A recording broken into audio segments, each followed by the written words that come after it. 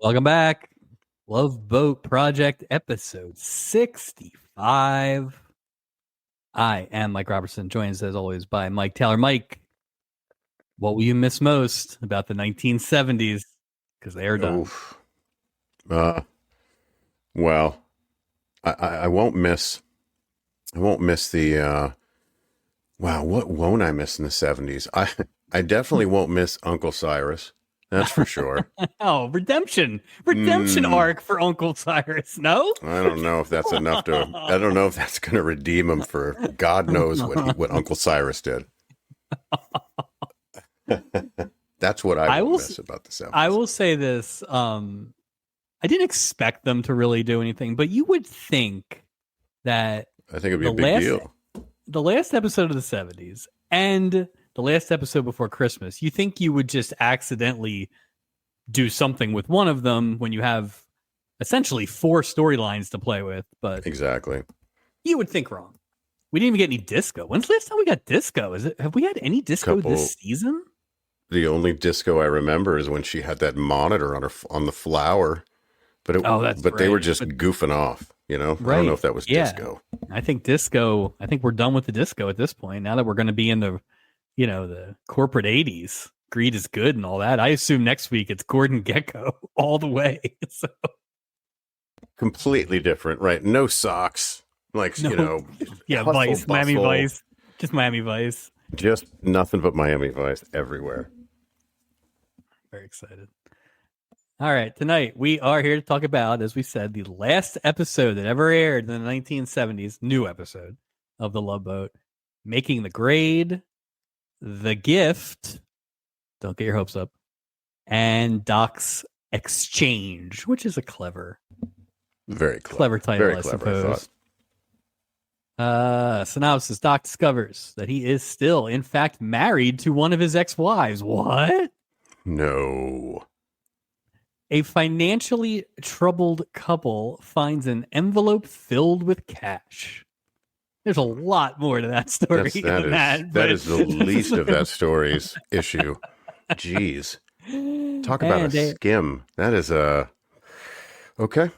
Boy is excited to take the cruise. That excitement ends when he sees that his teacher is on board.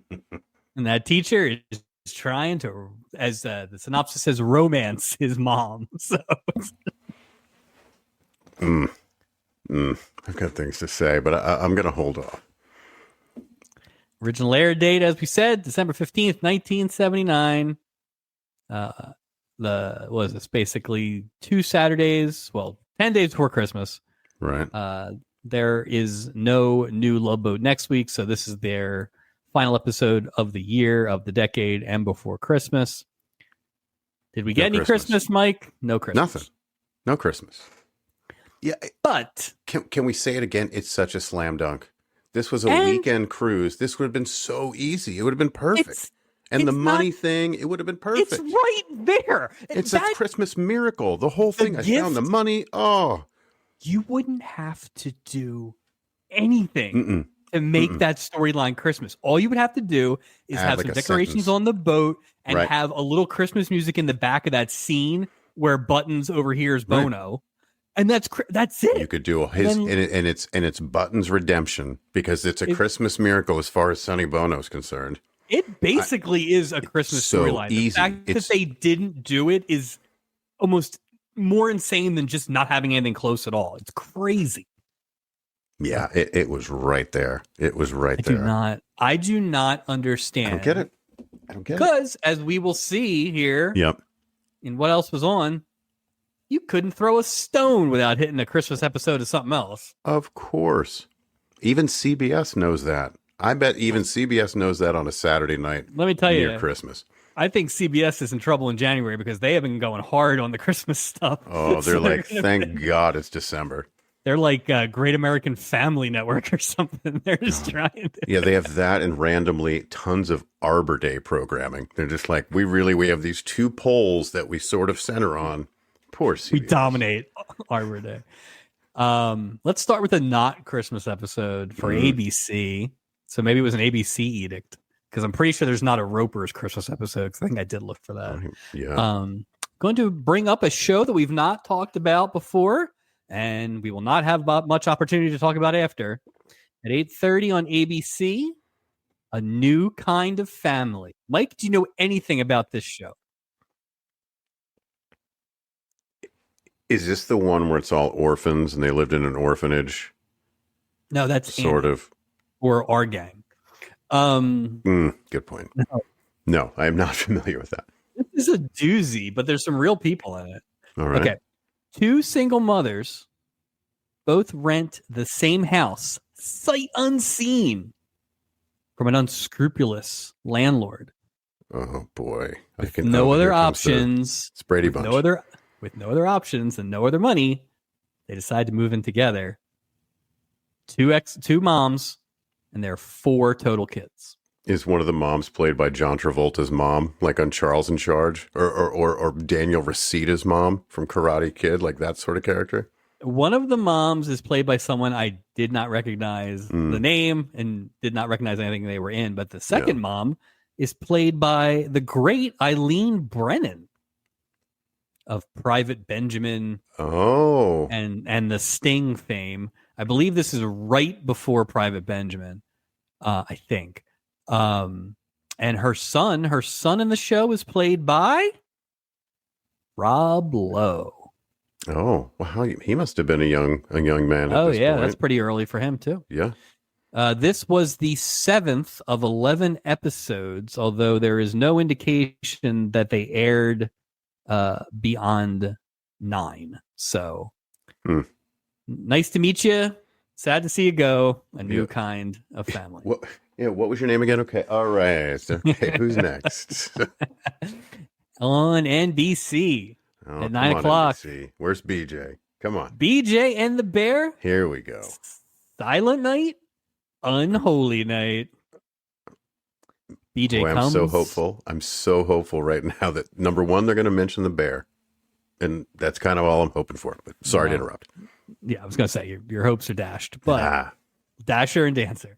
BJ comes to the rescue of a pregnant woman in distress while trying to deliver his cargo load filled with what? Toys. Turkeys. Turkeys. It's like Christmas turkeys, I guess. So frozen turkeys or live turkeys, do you think? It's a good point. Oh, live turkeys would be Imagine great. the bear back there just Going taking out all his frustrations on poultry in the back of a tractor trailer. The bear must be pretty pissed too, because like the turkeys got mentioned in the synopsis. He's like, I have second billing. You guys treat me like you don't even treat me like a turkey.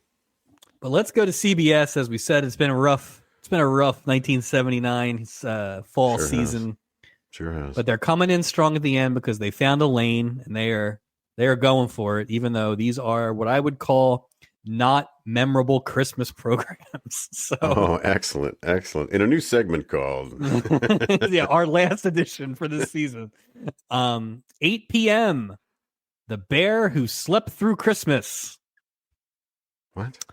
How is it a Christmas story? If he slept through it, how is that even a Christmas special? Isn't that a January special? Like what? It doesn't even make sense. A teddy bear fights off hibernation in an attempt to stay awake long enough to experience the joys of Christmas. The teddy bear was played by Tommy Smothers. Did the bear yo-yo? Did the bear do yo-yo? Exactly. At 8:30, another classic, The First Christmas Snow. Stick with me on this one. So sounds terrible. All right, First Christmas Snow. Let me get my bearings here. All right. An orphan shepherd boy learns the true meaning of Christmas when he is rescued by a group of nuns. Nuns. We also would have accepted turkeys. Rescued by a group nuns of dressed as turkeys, or turkeys dressed as nuns. Yeah. Rescued by a group of nuns after being struck by lightning.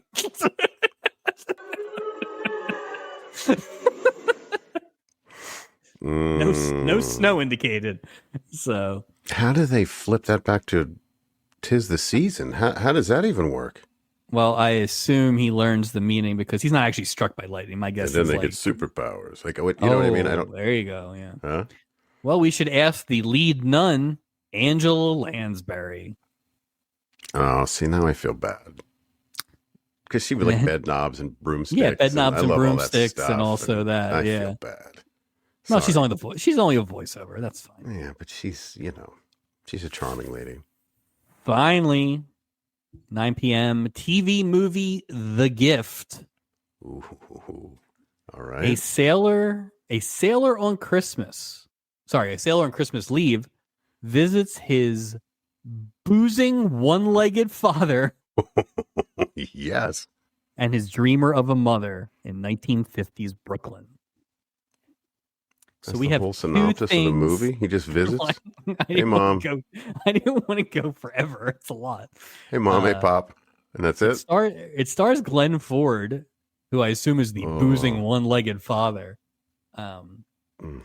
But yeah, so we had a gift TV movie and a gift storyline this week. So that sounds like a terribly boring watch. I would be looking forward to the commercial breaks. Like, can we hurry up to the commercials? I think BJ and the Bear is the winner there, but yeah, it's not. Yeah. I definitely don't want to watch the bear that slept through Christmas. So. If you had the options looking at, Love Boat, look at it. Come on. Yeah, you gotta go. But BJ. but it goes back to the original point of a Christmas episode would have been a slam dunk. Or maybe they're like, well, they're already watching. We don't have to give them. I think it's bullshit if you don't do a Christmas episode every year, especially 2 years in a row. 2 years in a row is egregious. With the orphans, it was great the first year, and then because so far we've only got Halloween, right? That was the only holiday so far this year. But they love bittersweet storylines too. They love that whole redemption. You didn't have to You didn't have to do any heavy lifting here. The story was already there.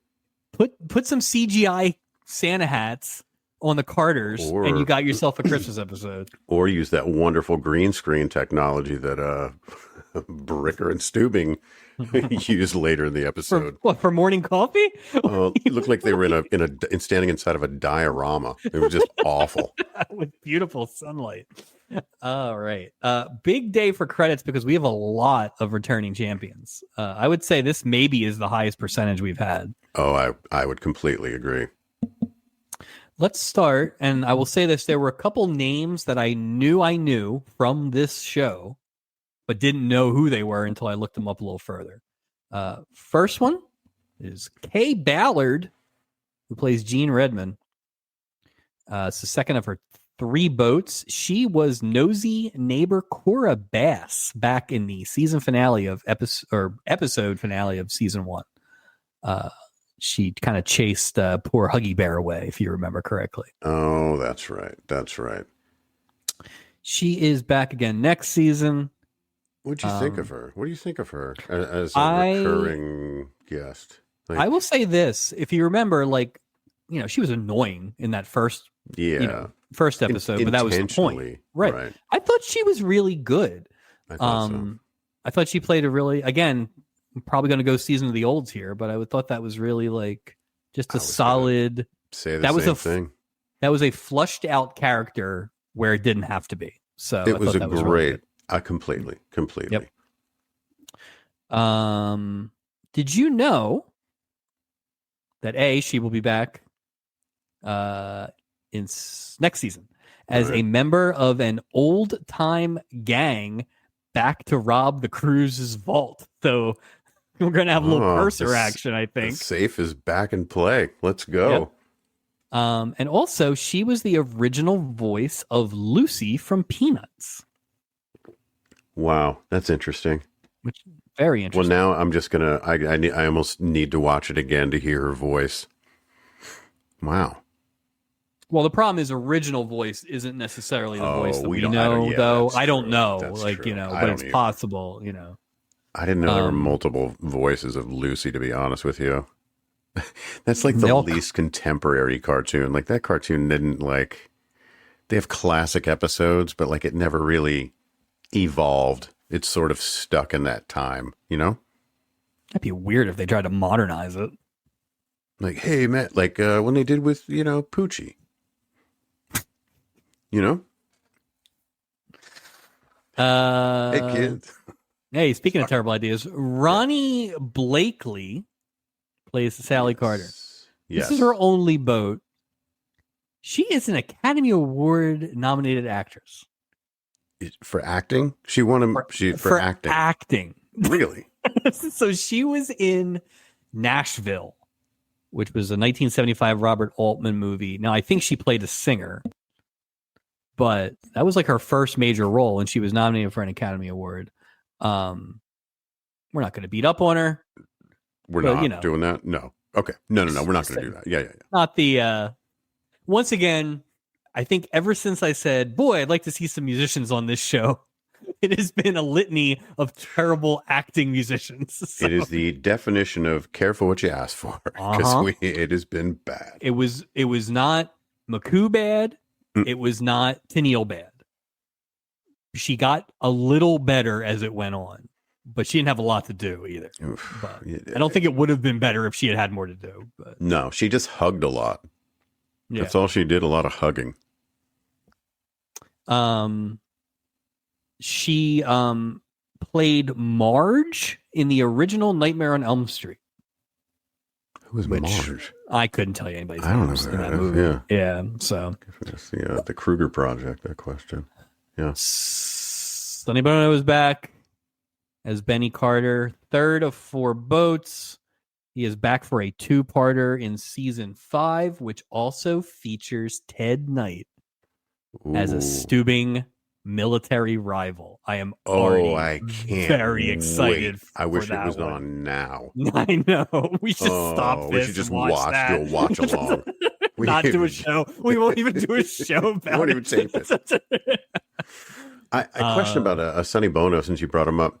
Yep. Out of the 3 appearances, Phil Backstrom, Deacon Dark, Harold Nash, Benny Carter, which one was his it's not fair because the Deacon Dark sort of stacks the deck. Where does the Benny Carter stack up as far as his performances in his previous 2 appearances? Can you get a card below the bottom of the deck? I know. It wasn't. It wasn't good. No. He just whined, man. He just, the whole episode, he just. Oh. And it was like, hey, you know that Phil Backstrom energy that you brought? Could you bring it down a few notches? No kidding. Jeez. Yeah, that was a little. He was never going to be as good as at that last episode, but still, I was disappointed because same here. I feel like you already were maybe going to come in a little bit differently on that storyline generally, but like I feel like if you had like a 70% Bono in that one, we're talking great, storyline. I was thinking because he was so bad in that storyline, you're saying about the Benny Carter, I kept thinking like, okay, who would be better in this story? And then I thought everybody, but I thought like, imagine if you had a big guy like a Crane in there doing this. Like this was, oh yeah, he was terrible because the way it connected with the other one, you had that chance to really. But Bono was I feel like he just whined and. You know who would have been better? This is ridiculous. Anybody. The assistant supermarket guy from the advertising thing basically played this. We already had this. We already had this thing. We did this already. Or Sal the waiter. He would have been done. Sonny Bono, a 3-time Stubby Award winner. Yeah. Last year he won 4. Can you name the 3 things he won for? I had to go back and look. Has to be musical performance. Got to be. Yep. Oh, yep. Easily in a landslide. Yep. Had to be Sonny Bono himself, probably won for like best guest star because he was probably nominated twice. He was best recurring or best returning, I guess we call that. So right. And performance of the year. Yep. Was he like best performance of the year? MVP. Jeez. He was the MVP. Yeah. So there you go. 3. Imagine that well, I do. I mean, it is equivalent to an Academy Award. I don't know that exactly. Yeah. I mean, Mo Rat, whatever it is. Yeah. But that's a pretty. That's a Too bad he's three's not a around lot. to see that run, huh? Yeah, I don't. I mean, we have hope for this Ted Knight episode Ooh. next or in 2 seasons, but he's not. I don't. Well, actually, you know what's funny? I guess Hmm. theoretically he could add to his collection this year because that was a very Fellian effort, I would say, in terms of disappointing. So Yeah, but yeah, I do agree. that's for I do that's agree. for May. That's for May. So Yeah, we have time. I will also say I went back to listen to the end of the Stubbies so I could find out which awards he won. Did not remember that this guy had a terrible cold and I sound like a duck. So apologies to everyone. It's all the I shaking sound hands we terrible. were doing. It was award season. That's just kind of what happens. Yeah, you know? that's true. That's true. Award season, the hustle and bustle, getting to the end of the line. Yeah, so It's all the hands on the ballots. Speaking of, Hmm. yes, that's true. All the ballot counting. That's actually true. Yeah. Speaking of someone else who won a Stubby last year, Buttons is back. Oh shit! His buddy Redman. That's right. He shared the Stubby for worst moment of the year with Alan Arkin for the groping of Julie's. Oof. This is his second of 3 boats. He is back in season 6 as Gopher's uncle. Is he lecherous? Also is he? Oh. Well, no. So he's kind of flim-flammy because he sets up. He's selling stuff out of his cabin, which is stealing business from the gift shop. I kind of like that. That's kind of fun. I do like that. Yeah. Yeah, I kind of like that. But that's going to be a very special episode, Mike. We may need to put a parental warning on it because apparently also Vicky becomes friends with somebody who offers her pills. So. Or it's a very special episode. A very special project. Yeah. Do you know Red Button's real name? I do not know his real name. I assumed it was Buddy Redman. Aaron Chwat. Chwatt. What ethnic? It sounds very Eastern European. Slovakian, yeah, I was going to say something like that. Or Slovak, yeah. So Dick Gauthier is back. This is another person who I knew the name immediately and then couldn't remember why. And then I remembered why. He is playing John Hurley. We all know his first appearance as the stable master himself, Kurt Stansel. I will say this. Early on, I'm like, okay, he's showing some range here. But then at some point, that Stansel started to pop out. He went right back to Stansel. He went right back to Stansel. I just kept waiting. After that moment where he went back to Stansel, I kept waiting to hear that. You know his famous line. Mm-hmm. It's the finest animal I've ever owned. I was waiting for... I was hoping he'd character. Pick up a pack of cigarettes while you're at it. While you're out. I thought it was going to take a different turn. So this is his last boat, sadly. But he's had 2 memorable performances for sure. When you need a chauvinist or an asshole, it did go old DG's there for you. I do have something about Mr. Gauthier too to add, sir. I found out this just kind of made me giggle as I was looking at his IMDb. Just to see I think we have the done. Same thing. Go ahead. Oh, please go ahead then. No, you please. Go first. I'm so curious to know. So this is IMDb, so you never know if it's true, but I assume that it is. He is the father of Randy Gauthier. Oh no, this is not. This is something. I have something different. Okay. Randy Gauthier is best known for stealing the Pam Anderson Tommy Lee sex tape. Seriously? Apparently, according to IMDb. So yeah. Oh, yours is much better than mine. That's why I said you should go first. Oh, I knew what I had. Sold mine. Shit. All right. Well, here's what I have. Here's my dumb fact. Fuck. Dick Gauthier is listed as a guest star on episode 5 of Big Seamus, Little Seamus, playing a character called TBD. Show was canceled after 4 episodes. 2. It was canceled after 2. They reran 2. Oh, that's right. That's right. Yeah, after 2. So never made it. The character was named TBD, or it was literally 2. No, they were all the characters that listed blah blah blah as And what's his name was in it? That the blonde dude that was like the perfect partner for our boy Bert. What was his name? Bert Convey's partner. Yeah, that guy. Wes he Anderson. was on that. He was on that episode too. So I was like, oh, could have been gold. But can't get enough of that. That's right. Made me giggle. Julia Prowse plays Samantha Bricker, the second of Doc's 4 wives. This is her first of 3 boats. She will be back for a 2-parter in season 7 and the series finale. Of course she would.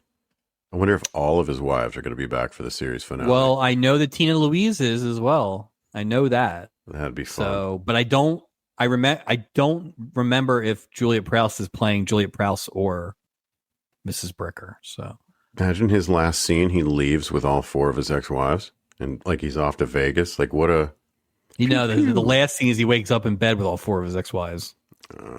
End show. End show. Yeah, but how are they going to match pajamas? You think Doc's only got 1 pair of pajamas? Well, they have to be the same pair. He's going to be, all you ladies can use my shirts. You get a leg, you get a leg. Yeah. Well, who's going to wear his socks? That's what I'm... And be under 4 different blankets. He's Those so blankets chilly. Were bullshit, too. Yeah. Just get one I good think he's still blanket, sick Doc. from the neurovirus he had a couple months ago. What's wrong with you, dude? You're in the Pacific Ocean outside of I am Mexico. always cold. I'm not 3 blankets cold. That's like... No. Oh, Doc. Shut the window. Juliet Prowse was the first ever guest star on the Muppet Show, which means I watched that within the last few months. I cannot say I remember. The only thing I remember from the first few Muppet shows was they used to give the star a Muppet of themselves at the end, which was pretty cool. Wow. But they only cool. did that. They only did that for a few episodes, so that was disappointing when they stopped. But I'm glad we didn't start that. Jeez. How much work that would be? Oh, hands would be all full of holes from needles. I'm not a good what are we gonna do? crafts person at all. We're done. Good luck with that Muppet. Go ahead. Sorry. She was also mauled by a tiger while rehearsing for Circus of the Stars in 1987. I didn't think they used real tigers. I thought they had like actor tigers in there. Are you kidding me? Maybe that's why you think that now. Dumb do you have to be to get... Stop it. You're an actress and you're going to get in a cape. Come on. She was probably brushing her hair. 5, 6, 7. Or doing sit-ups. Jessica Walter is back. Yeah, big fan. Big Madeline fan. Harris. This is her second of 6 boats. She is an all-star. Season 4, 5, 6, and 8, including 2 2-parters. So we're going to see her a lot. She's royalty on this show. Which we saw her in season 1. She was the first person to ever really lay with Meryl Streep. So, and you can tell that that's what happened because she's back with a completely new hairstyle because she doesn't want to be recognized. She doesn't want to. Not changed her name, new story, everything. Yeah.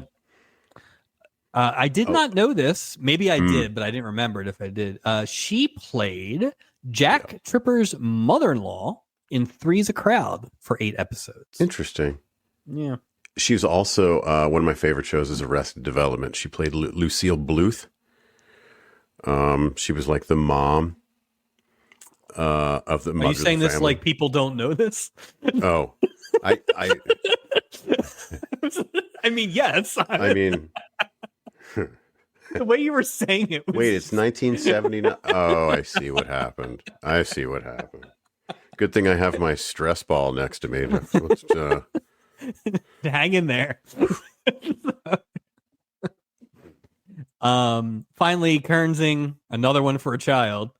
Johnny Timko as Danny Harris. Again, why? Like, you could have put one more person in there. He's got more lines than half the people in this episode.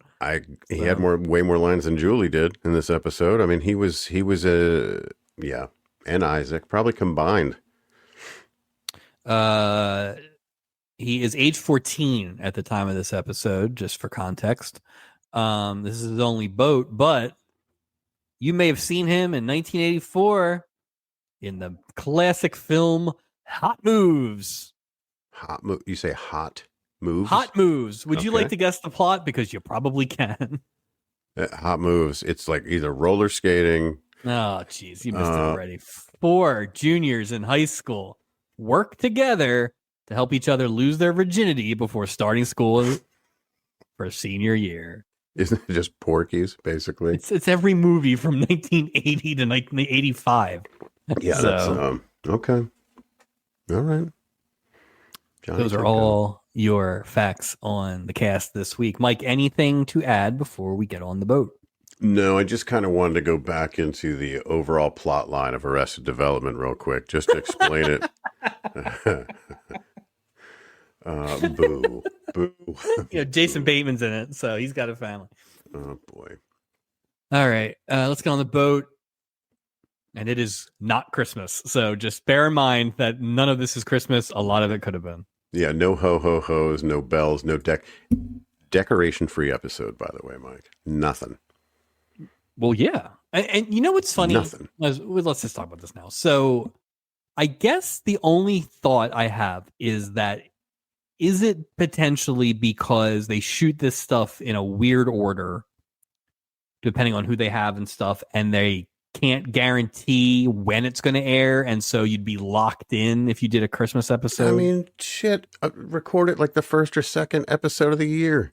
It's It's not like it has to be cold. No. You're in a warehouse filming this crap. Knock it out. It's low hanging fruit. If you're going to do how many 2-part episodes in a season? 3 and a 90 minute. Then give us a Christmas one, because those are just, you're just trying to fill as much time as you can. There is no need for these 2-parters and 90-minute if you don't give us a Christmas episode every season. And much like last year, because we were so angered by this. We were. December 15th. Yeah. What will be episode 67 will be our Christmas episode. We will dress accordingly. There may be guests dressing accordingly, and we will make it as Christmassy as we possibly can, because somebody has to around here, damn it. That's right. All right, let's get on the boat. Buddy Redman, Gene Redman, and Buddy Redman's sports jacket enter the boat. So he basically says he's got a tie and pants. He's got a whole suit that matches this sports coat, which I can't quite describe, except that if you skinned Herb Tarlick, this is what it would look like, basically. So it's like every polka band just is this god awful. Yeah, it's really bad. Yeah, it is exactly what you think it is in 1979's loud sports coat. You know how loud you have to be a loud sports coat in 1979? Well, it's almost, and I think he had a hat on too that like didn't even match, so it just made the jacket stand out that much. Yeah, that was woo. Let's see. So, Gopher greets the couple, and Buddy quickly inquires about the availability of any blackjack being played on the boat. Jean doesn't like this. She lets us know that the last time Buddy watched, quote unquote, blackjack game, $3,000 disappeared. So sounds like Buddy likes to gamble, but is also terrible at it. It's believable. He's kind of, I'm getting that vibe from Buddy. Luckily, he has sworn off gambling and hasn't made a wager in 6 months. Gene asks where the cabin is and starts to head up there. Gopher does a nice bit where he actually doesn't know their names yet, so he has to ask their names, which is fine. Yeah, I like that. So just don't assume you know them. But when Gene goes upstairs, Gopher's like, "Oh, by the way, Mr. Redman, I have an envelope for you. Someone dropped off." Which, sure, that's a weird. Yeah, that's. I don't quite understand the physics. Why would you leave that with an envelope of? I don't get that at all. The only thing I can think is this guy is definitely trying to avoid his wife knowing about the gambling, so he couldn't like mail it to him or drop it off. But you couldn't just go pick it up somewhere. He's gonna wait till she's with him, and he's got to be extra. Like what? That just didn't make any sense. There's too many hands touching that much cash. It just made me uncomfortable. Yeah, so he gives him the envelope, and it's a lot of cash, which turns out it's from his bookie. So I guess it's his winnings from his bookie, which they never actually say. Right. They almost made it sound more like the bookie wants them to bet. Yeah, Doesn't make any it was. sense. They didn't. The So, lines were muddy. You didn't really like. Wait, what? Did he win that? Does he want him to spend that on something? Like, is he yeah. what? I don't know what he wants. Get me pearls. Pearls from the gift shop. It's that gift shop. I've heard wonderful things. Oh, I'm out of Macho Beast and I can't afford. To be fair, this boat is very expensive this week. So What happened to the $35, $39? Nope. Sorry. It's $1,000 a ticket this week. What? And it's only a weekend cruise. Because they say that in the beginning. I'm like, how? Okay, it's an $80 weekend. It's a piece of cake. How? It almost cost more for one ticket this week than it cost the entire Santini family for Thanksgiving last year. That's true, including the chicken. Stubby nominated chicken. Great chicken. After Buddy walks out, Isaac comes past him and arrives with his hands on his ears because that's how loud the sports jacket is. So loud. Womp womp. A lot of womp womps in this one. A lot of I do enjoy a womp womp. I know you do. But I think they were hitting their quota for the year. Yeah, so. That's it. We're gonna get them all in one single episode. Yeah, there were a lot. We join Julie mid customer service as she is trying to help out the Carters whose luggage got lost on the airplane.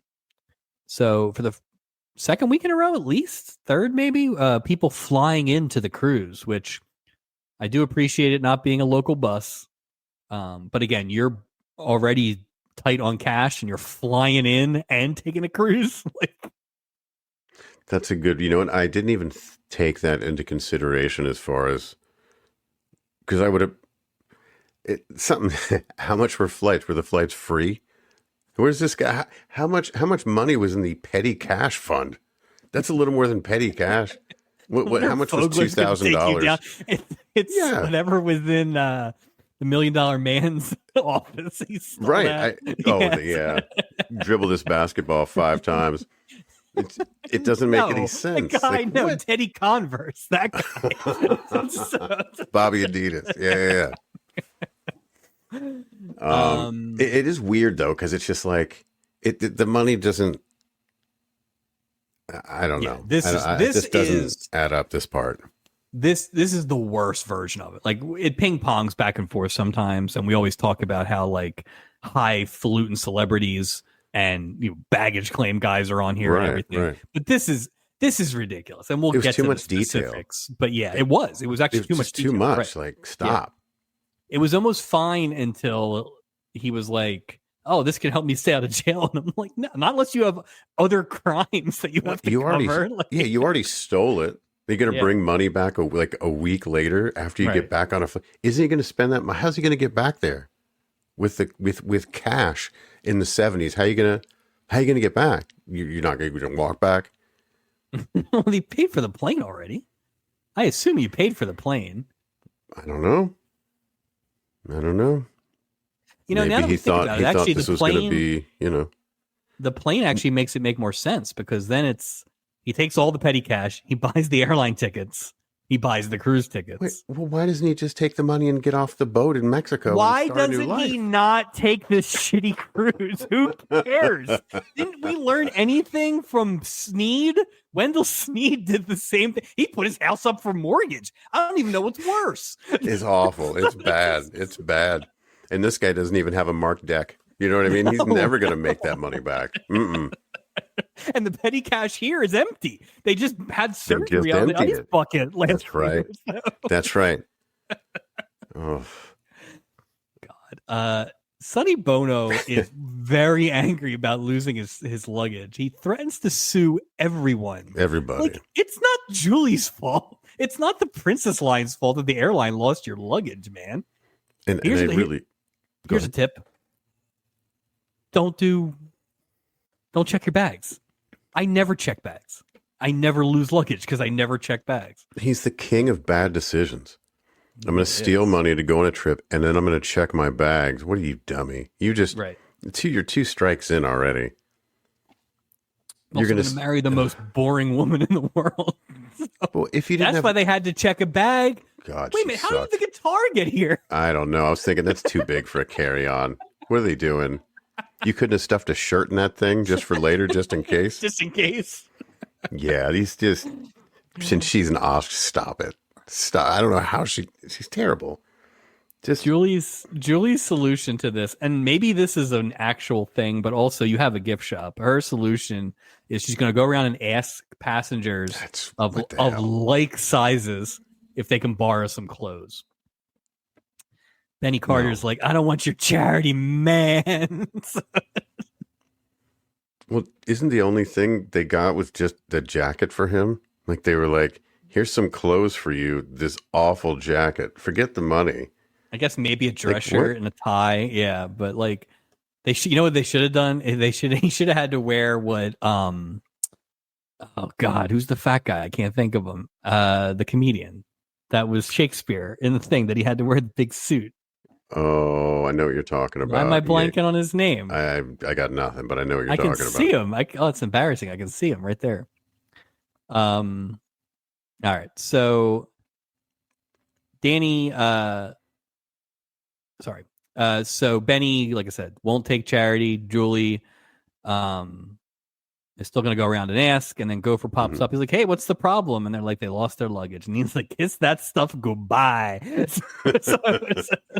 I love how quickly he buried the airline industry. We don't lose bags on boats. It is true. We somehow haven't had lost luggage yet. How has that not been a storyline? That's going to come up. That's going to come up. I'm hoping the bear's in one of these packages somehow. Come on. Next in line, as we continue to check people in, Madeline Harris and her young, precocious son, Danny. Danny asks Vicky if she works here and if kids get to fly get to cruise half price like they do in airplanes, but Vicky's got an answer for everything. Danny just hates girls that have answers for everything. Oh. While Madeline is quickly impressed with Mr. Hurley over there. Watch out. Danny's not. The kids call him Mr. Rotten. Poor Danny. He was so excited for this cruise. He makes it. Did he even make it up the steps? No. When he spots Mr. Hurley? No. It's just ruined immediately. And then later on, they pretty much tell him to beat it. Yeah. Well, you came in late last night. Like, Jesus. Freaking mom of the year. Like, what are you doing there, Madeline? Jesus, keep it in your pants for 2 days. That's why he's Mr. Rotten. He is Mr. Rotten. Like I said, I feel really bad for Danny because he was excited. You don't really see kids excited about this cruise. Usually it's, they're being dragged there or lied to get there, or they stowed away or something like that. So I felt bad because the only person he had to talk to was Vicky. Are you really gonna bang on that storyline? No. Man, okay. Not the storyline. I thought him and Vicky had a nice chemistry. He's fine. Oh, wow. Are you taking shots at Vicky? I am a little bit. I just don't know. I'm not in love with the change yet, to be honest. I thought this was an excellent template for two kids doing stuff as opposed to Danny's getting this advice from Doc or something. I don't know. The amount of freedom that Vicky has on this boat is a little alarming. There's a lack of supervision. She's in pool with strange boys. I don't like it. I don't like it. It's the Love Boat. It's the 70s. There's people drinking and smoking. I don't think it's any place for a child crew member. So you're saying this is this week's edition of Vicky shouldn't be on this boat? Yeah. What was his name on Different Strokes when they brought him on? Dixie Carter. Or Jump? No, Sam. Sam. That's what it just, I don't look, no matter, despite whatever was going on with Lauren Tews at this time, I don't think that Vicky should be a permanent crew member. It's weird because, and I don't mean it in a bad way. No, I feel bad saying it, but I don't think she's necessary. Well, I feel like deep down you're saying Steuben's a terrible father. I mean, This yeah, is really that's what I'm saying. what that's about. But on top of that, I don't think the show needed to add that element. I just thought that I like the crew the way it is, and I think having that, because certain storylines just are kind of weird in the context of having somebody, a 13 or 14-year-old girl. I just don't.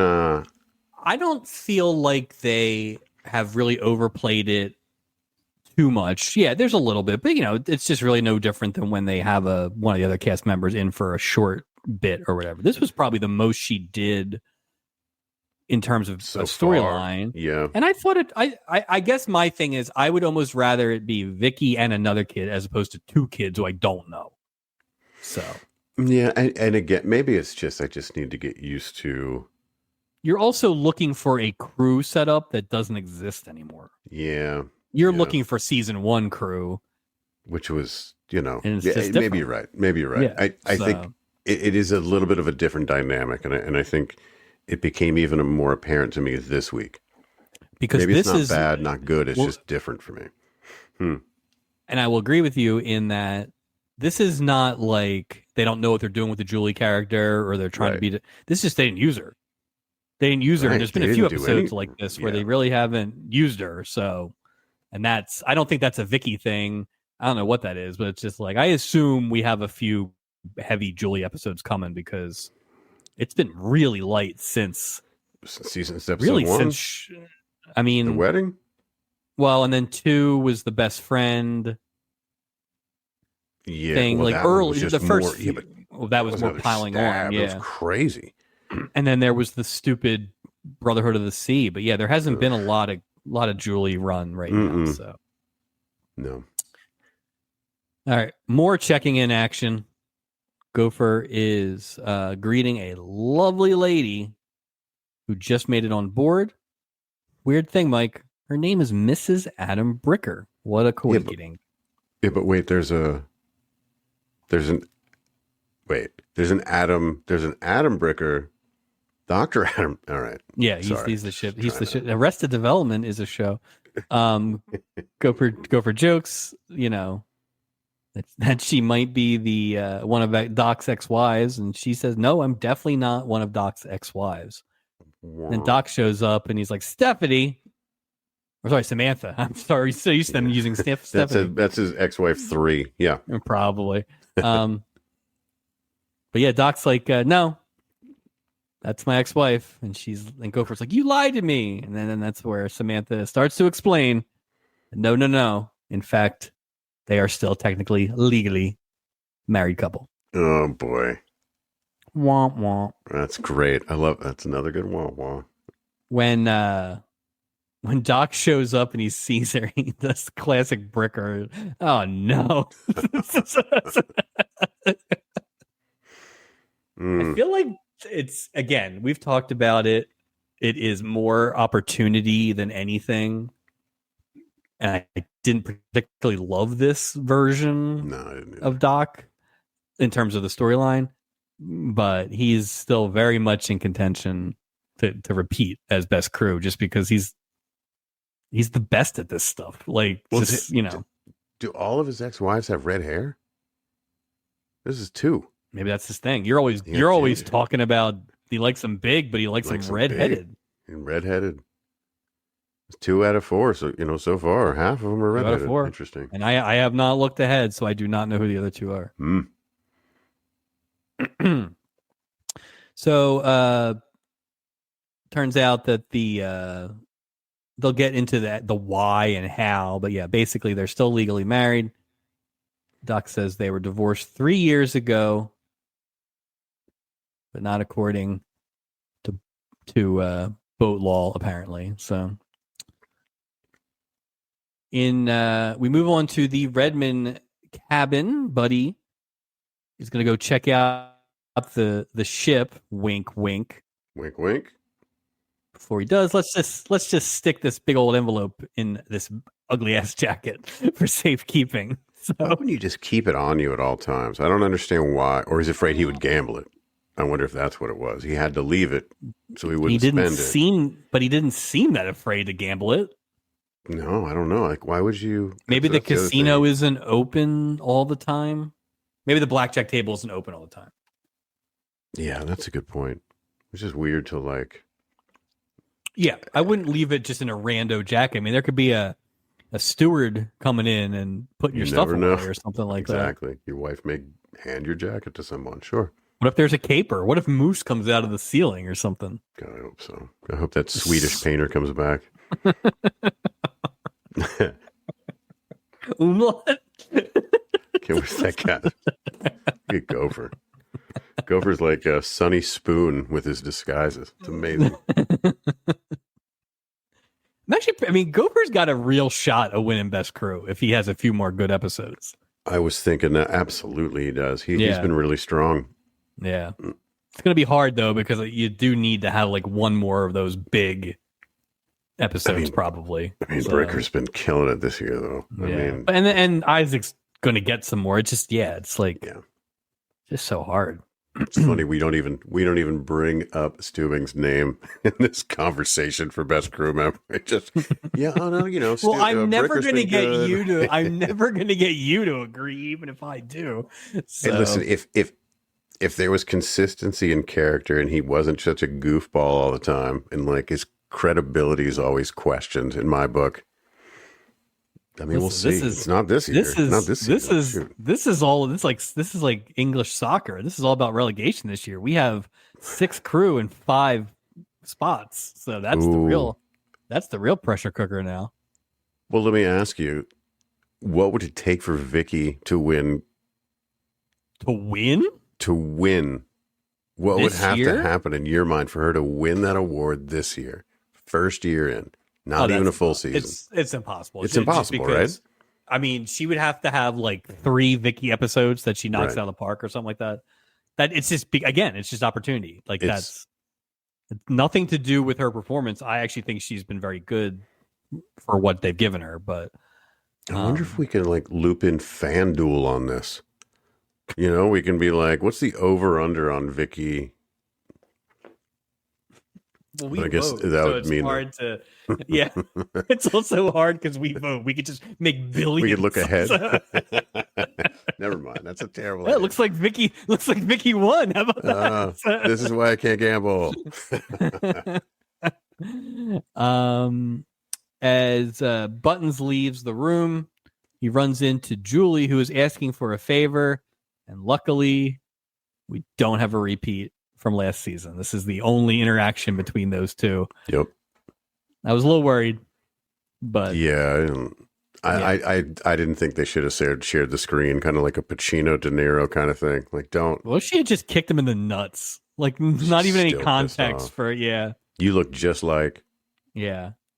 Julie actually is there to ask for any clothing for Sonny Bono and his lady friend. And Gene is all too happy to hand over that ugly jacket. There you go. Take that ugly ass jacket. Meanwhile, wouldn't you feel, Mike? There has to be a reasonable. Wouldn't you feel an envelope with that much cash in it if you pick up a jacket like that? And I don't mean to be petty or focus on something petty, but I had a real hard time. You are thinking of a light, thin jacket, not a 1970s material sports coat. Those things are heavy. That's a good point. I didn't think about Mike, that. As we'll find out later, there's not that many bills in the envelope. So it's true. It's true. That is true. I believe it's 14, 8, and 10. Yeah. That's true. Meanwhile, the Carters cabin, Sally is playing a very, very sad song for like 5 seconds. Awful.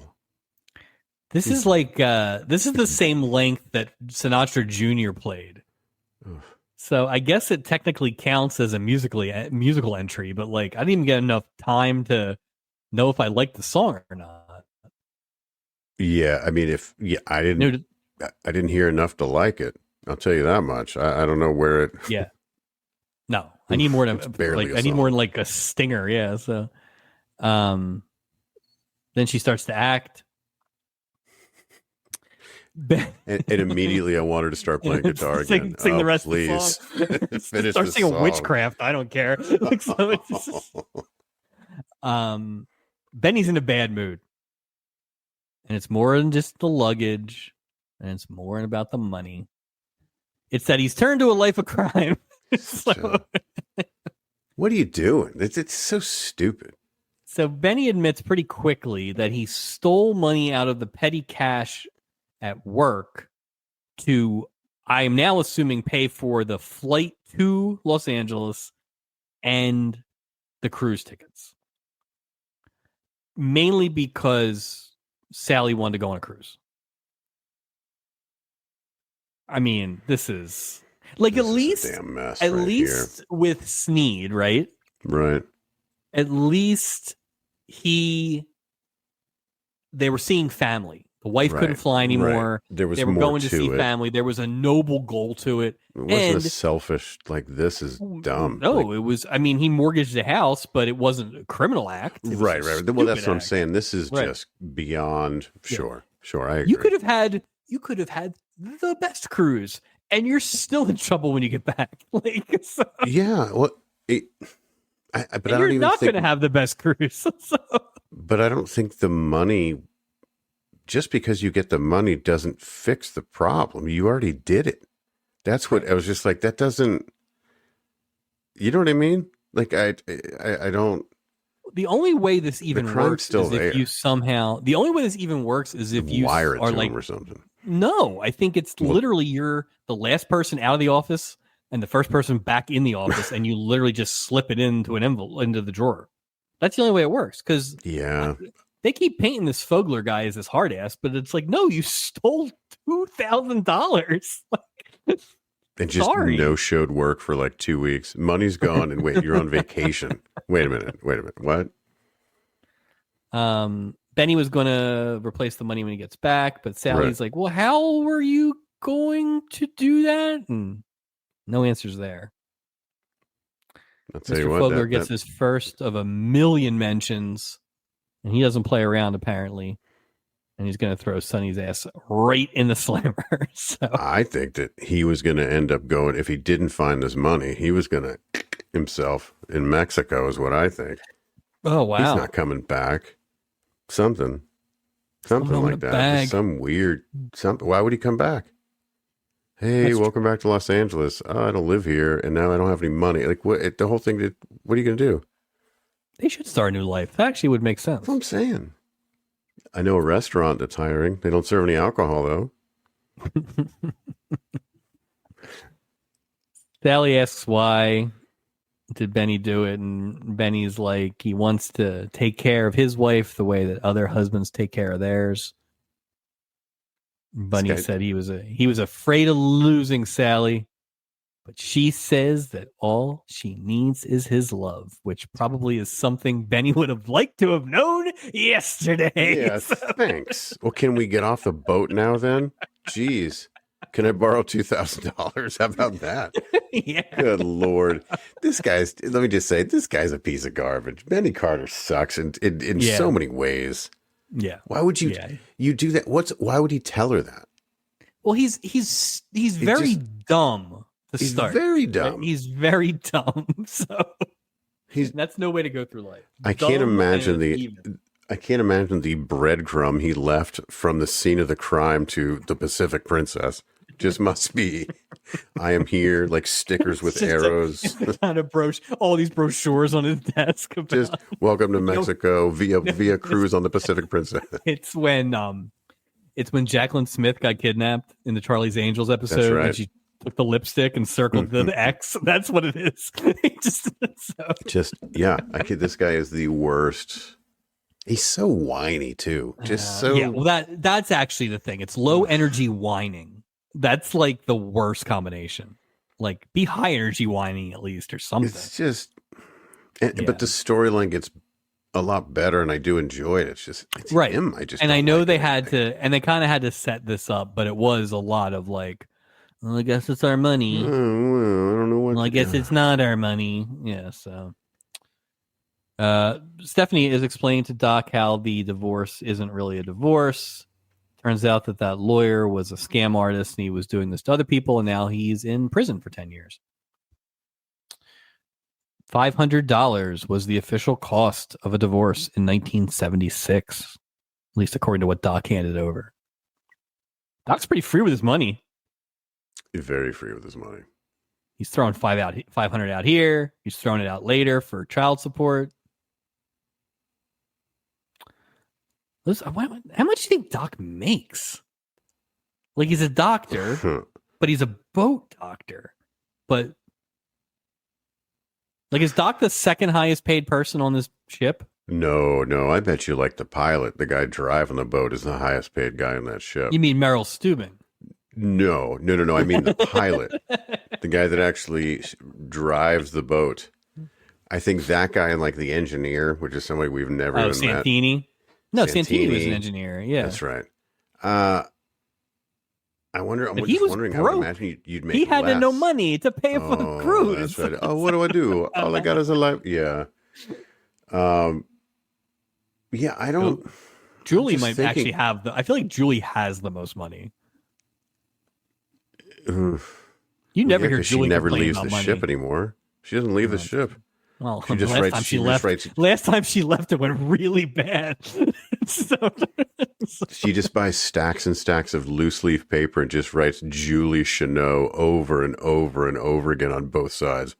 They don't show her cabin this season. It's a nightmare in there. I may have accidentally learned something about the end of Julie's run that will haunt me until season 7, and I hope it's not true, and I'm not going to look again, but I may have accidentally looked at something. Do you want to share this, or do you want to hold on to this? Do you want to know? Should I know? So, well, tell me if you want to know or not. Why not? That way we can be even. So I was looking up somebody else for one of their episodes that they're on, and it's a late season 7 episode. It's not the last one, but it's one of the last ones. It's deep. Right. And Julie runs into Jack Chanot's brother on the boat. Oh, no. That's all I know. Oh, no.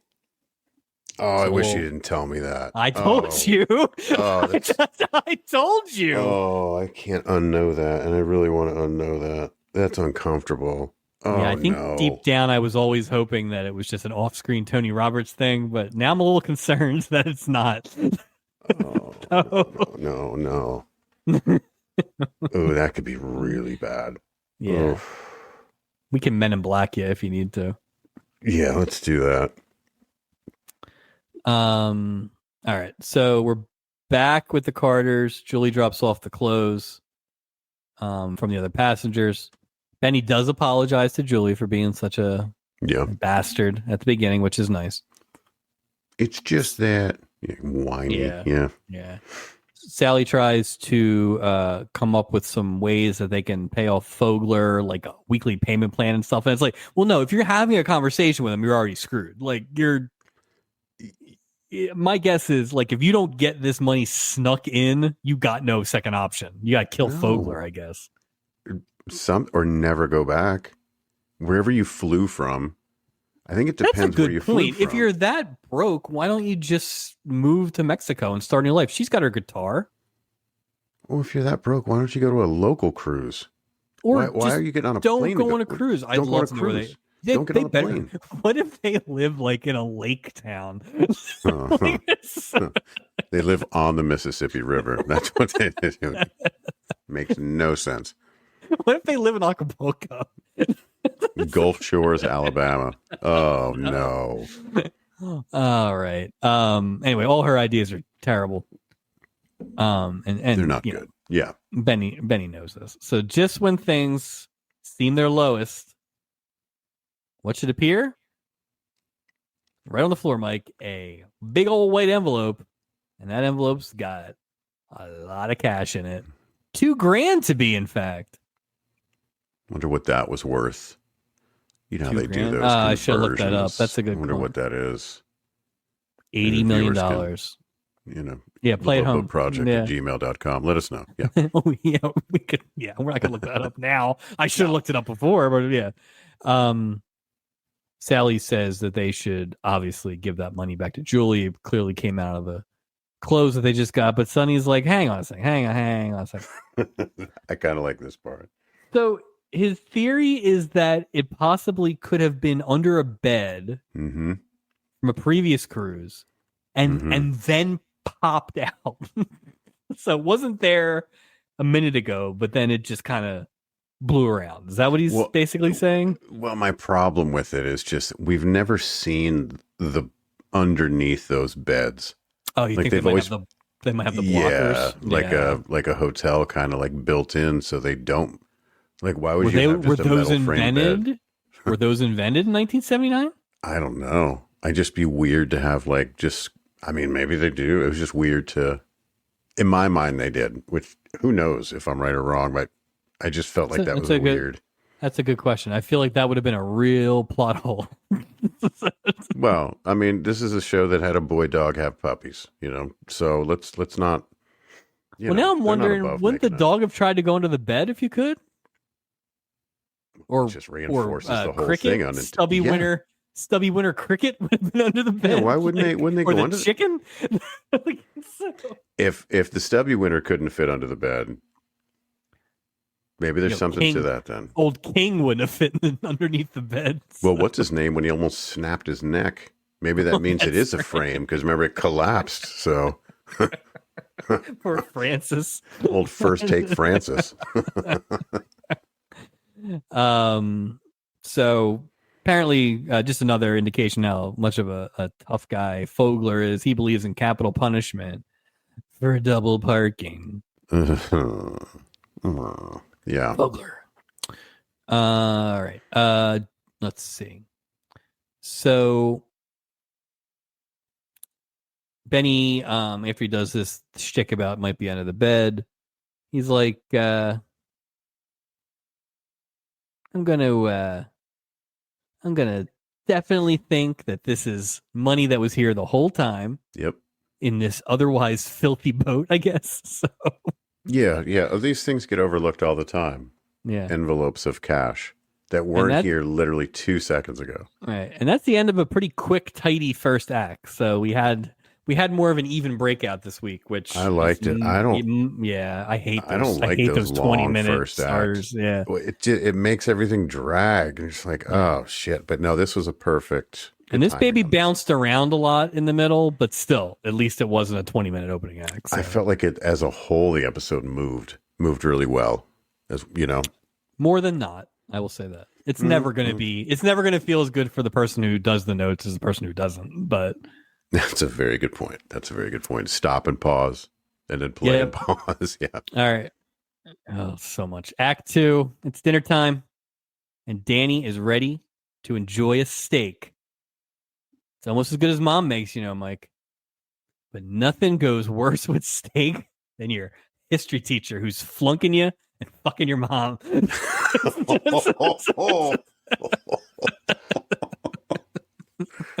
Oh, God. Yeah, it all goes down tonight, little guy. It's all going down. Let's see Johnny Timko. Jeez. Why don't you buzz off? Mr. Hurley's such a creep. He's such a creep. He's a lot. Yeah. I mean, and this is why they call him Mr. Rotten. So he sits down after Madeline kind of invites him over. Danny's like, nope, I'm out of here. This steak sucks. But it doesn't get very far before Mr. Hurley decides to say, listen to your mother, which is overstepping. Like you're off duty. Like, this is not appropriate behavior for anyone. It's funny that wasn't enough, right? Like that, like that wasn't the worst. That wasn't the high water mark of it. That wasn't even the low water mark. It didn't even phase his mom. She didn't give two craps. She was so enamored with Mr. Gautier. Did you have a lot of experiences where you would encounter your teachers in the wild growing up? Once after high school was over, there was a soccer coach from the high school I was at, and he was working at a liquor store. I wasn't 21, so I left. Gotcha. That's other than that, No, not really. Not I went to a really. tiny grade school, so you would see some of them, but I also was friends with family of the teacher. Like it was a small school, so it was hard Right. to, but in high school, I think maybe I saw like one or two teachers out in the wild. Like It's it wasn't, weird. it's weird, but it's not like it would be. I understand why it's weird for poor Danny here. This is a much different scenario. So Yes, with single mom and doing this yeah, whole, it got and you're weird stuck. quick. Yeah. So speaking of weird, we are over 14 minutes into the episode, and here's the first appearance of Captain Merrill Steubing. All right, get him, Meryl. Let's go. What was he doing in the beginning? He must have been in the gift shop. Gift shop, Yep. donuts, all the above. He notices that Doc has another lovely lady. Gopher and Isaac fill him in on the plot, which is very confusing to Merrill Steubing, but also confusing to Doc. Yeah, the whole thing was kind of it was funny, but it was kind of confusing. Sure. Yeah. Doc says he's been acting like a single man for the last 3 years. Happy. He's so good. He's so good. He suggests that they could get a Mexican divorce. Everyone should have something pleasant to remember from a cruise. Buddy notices that there's a handsome sports jacket over there in the dining room. Points out to Gene, he's like, you think I don't have good taste, but look, there's somebody wearing that sports coat just like mine. Gene's like, no, you idiot. That is your It's coat. Yours, dummy. Jeez. Yep. Buddy is nonplussed. So, Buddy can count to 21, and that's about it. I don't even know if he can. Maybe. He didn't do very well. No, he didn't. No, he didn't. Buttons gets up and goes over to Sonny Bono and basically like starts to tear his jacket off like he's like a hockey fight or something.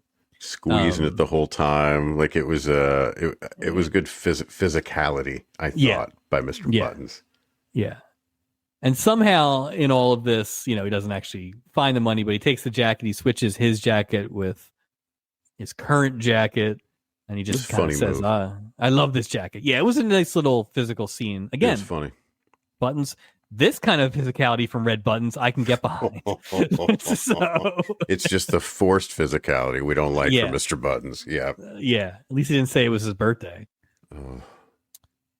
Jean comes over at some point just to apologize profusely for her idiot husband. That kind of goes on for a while. The Carters, again, low energy. They don't really react. Like, it almost felt like one of those things where Sonny Bono didn't have any lines in that scene, and so Red Buttons is just hamming it up, and Sonny Bono was like enjoying the show and forgot that he had to act in there at some point. But why wouldn't Sally Carter say something right there? If she was the one driving, like it came out of the jacket, isn't this a perfect opportunity for her to go, hey, Benny, like right there and then? Because she's not 100% give the money back. That's true. That's true. She doesn't want Benny to go to jail. Man, they'll eat him alive in prison. Especially Mississippi River prison. Well, it's, it's muddy if it's anything. Plus, we didn't want Sally to deliver any more lines. Like, we're good. Yeah. What am I thinking? Less is more. Oh. She should have just only been able to talk with the guitar. Just singing everything like Heidi. Mm-hmm. Oh God! You just bring Heidi up again, like we I don't know what that's about. Something about mountains. I don't know. Madeline and Mr. Hurley are dancing, which makes Danny pretty miserable. Actually, he explains the situation to a sympathetic Vicky, hoping that his mom's okay because Mr. Hurley could be a sympathetic killer, not a psychopathic killer. I thought that was funny. Yeah, that was funny. Danny was pretty good. I thought Danny was good. I thought Danny was pretty good. I know you always like your kids to be able to cry on demand, but I thought Danny was pretty good. I definitely think he was Kearns. He definitely deserved a porthole. You know, I think They he love parenting definitely. kids. I don't get it though. I don't get what's the harm. No. Like throw him in there. You It's know, almost like, do you or get extra money for being in the portal or something? Like, it's like, but I mean, he had a pretty significant part in this storyline. So I don't know. He had more lines than Sally Carter had, best and delivered them kids. So better. best kids so far, the gymnast kids, right? Like that's the Oh, best. McKeon and McKeon and Tall whatever his Glass name of was. OJ. Yeah. Yeah. Guy who almost got his ass whooped by Mr. Barrett. So, That guy rules. I can't wait to accidentally give that storyline like best storyline. I just Oh, enjoyed that's that. funny. So, There were so many ridiculous. Well, so many layers of nonsense with that thing. It was just great. So memorable. It's so memorable. It might just be like favorite moment. It might be one of those. It's like it wasn't actually good, but it was ridiculous. Well, So, anytime you have a double blatantly doing things on a balance beam, and then all of a sudden I don't know what you're talking about. Spritz McKeon shows up to take the medal. Come on. Danny introduces the rest of the cast to Vicky, and then Hurley mentions that it's getting pretty late. Probably should hit the hay. Who is this guy? So. Okay, here's my question. Yeah. Is he doing this because he is a controlling a-hole, or is he doing this because he's trying to get rid of the kids so he can get into Madeline's trousers? I think it's a little from column A and a little from column B, to be honest with you. I think he is just kind of a dick, for lack of a better word. He's one of those kind of, but yeah, I mean, now maybe he's extra dickish because he's like, hey, scram, Danny, go study for your history exam while I go make out in this corner. The Kenberry corner. The Kenberry corner's still there. Yeah. Mr. Hurley does way more parenting to a stranger than Ken Berry did to his children. Good Lord. So can you imagine what his class was like? If he's like this and in I actually can, because I've had teachers like that. So really? I guess, yeah. But I did well, so it didn't matter.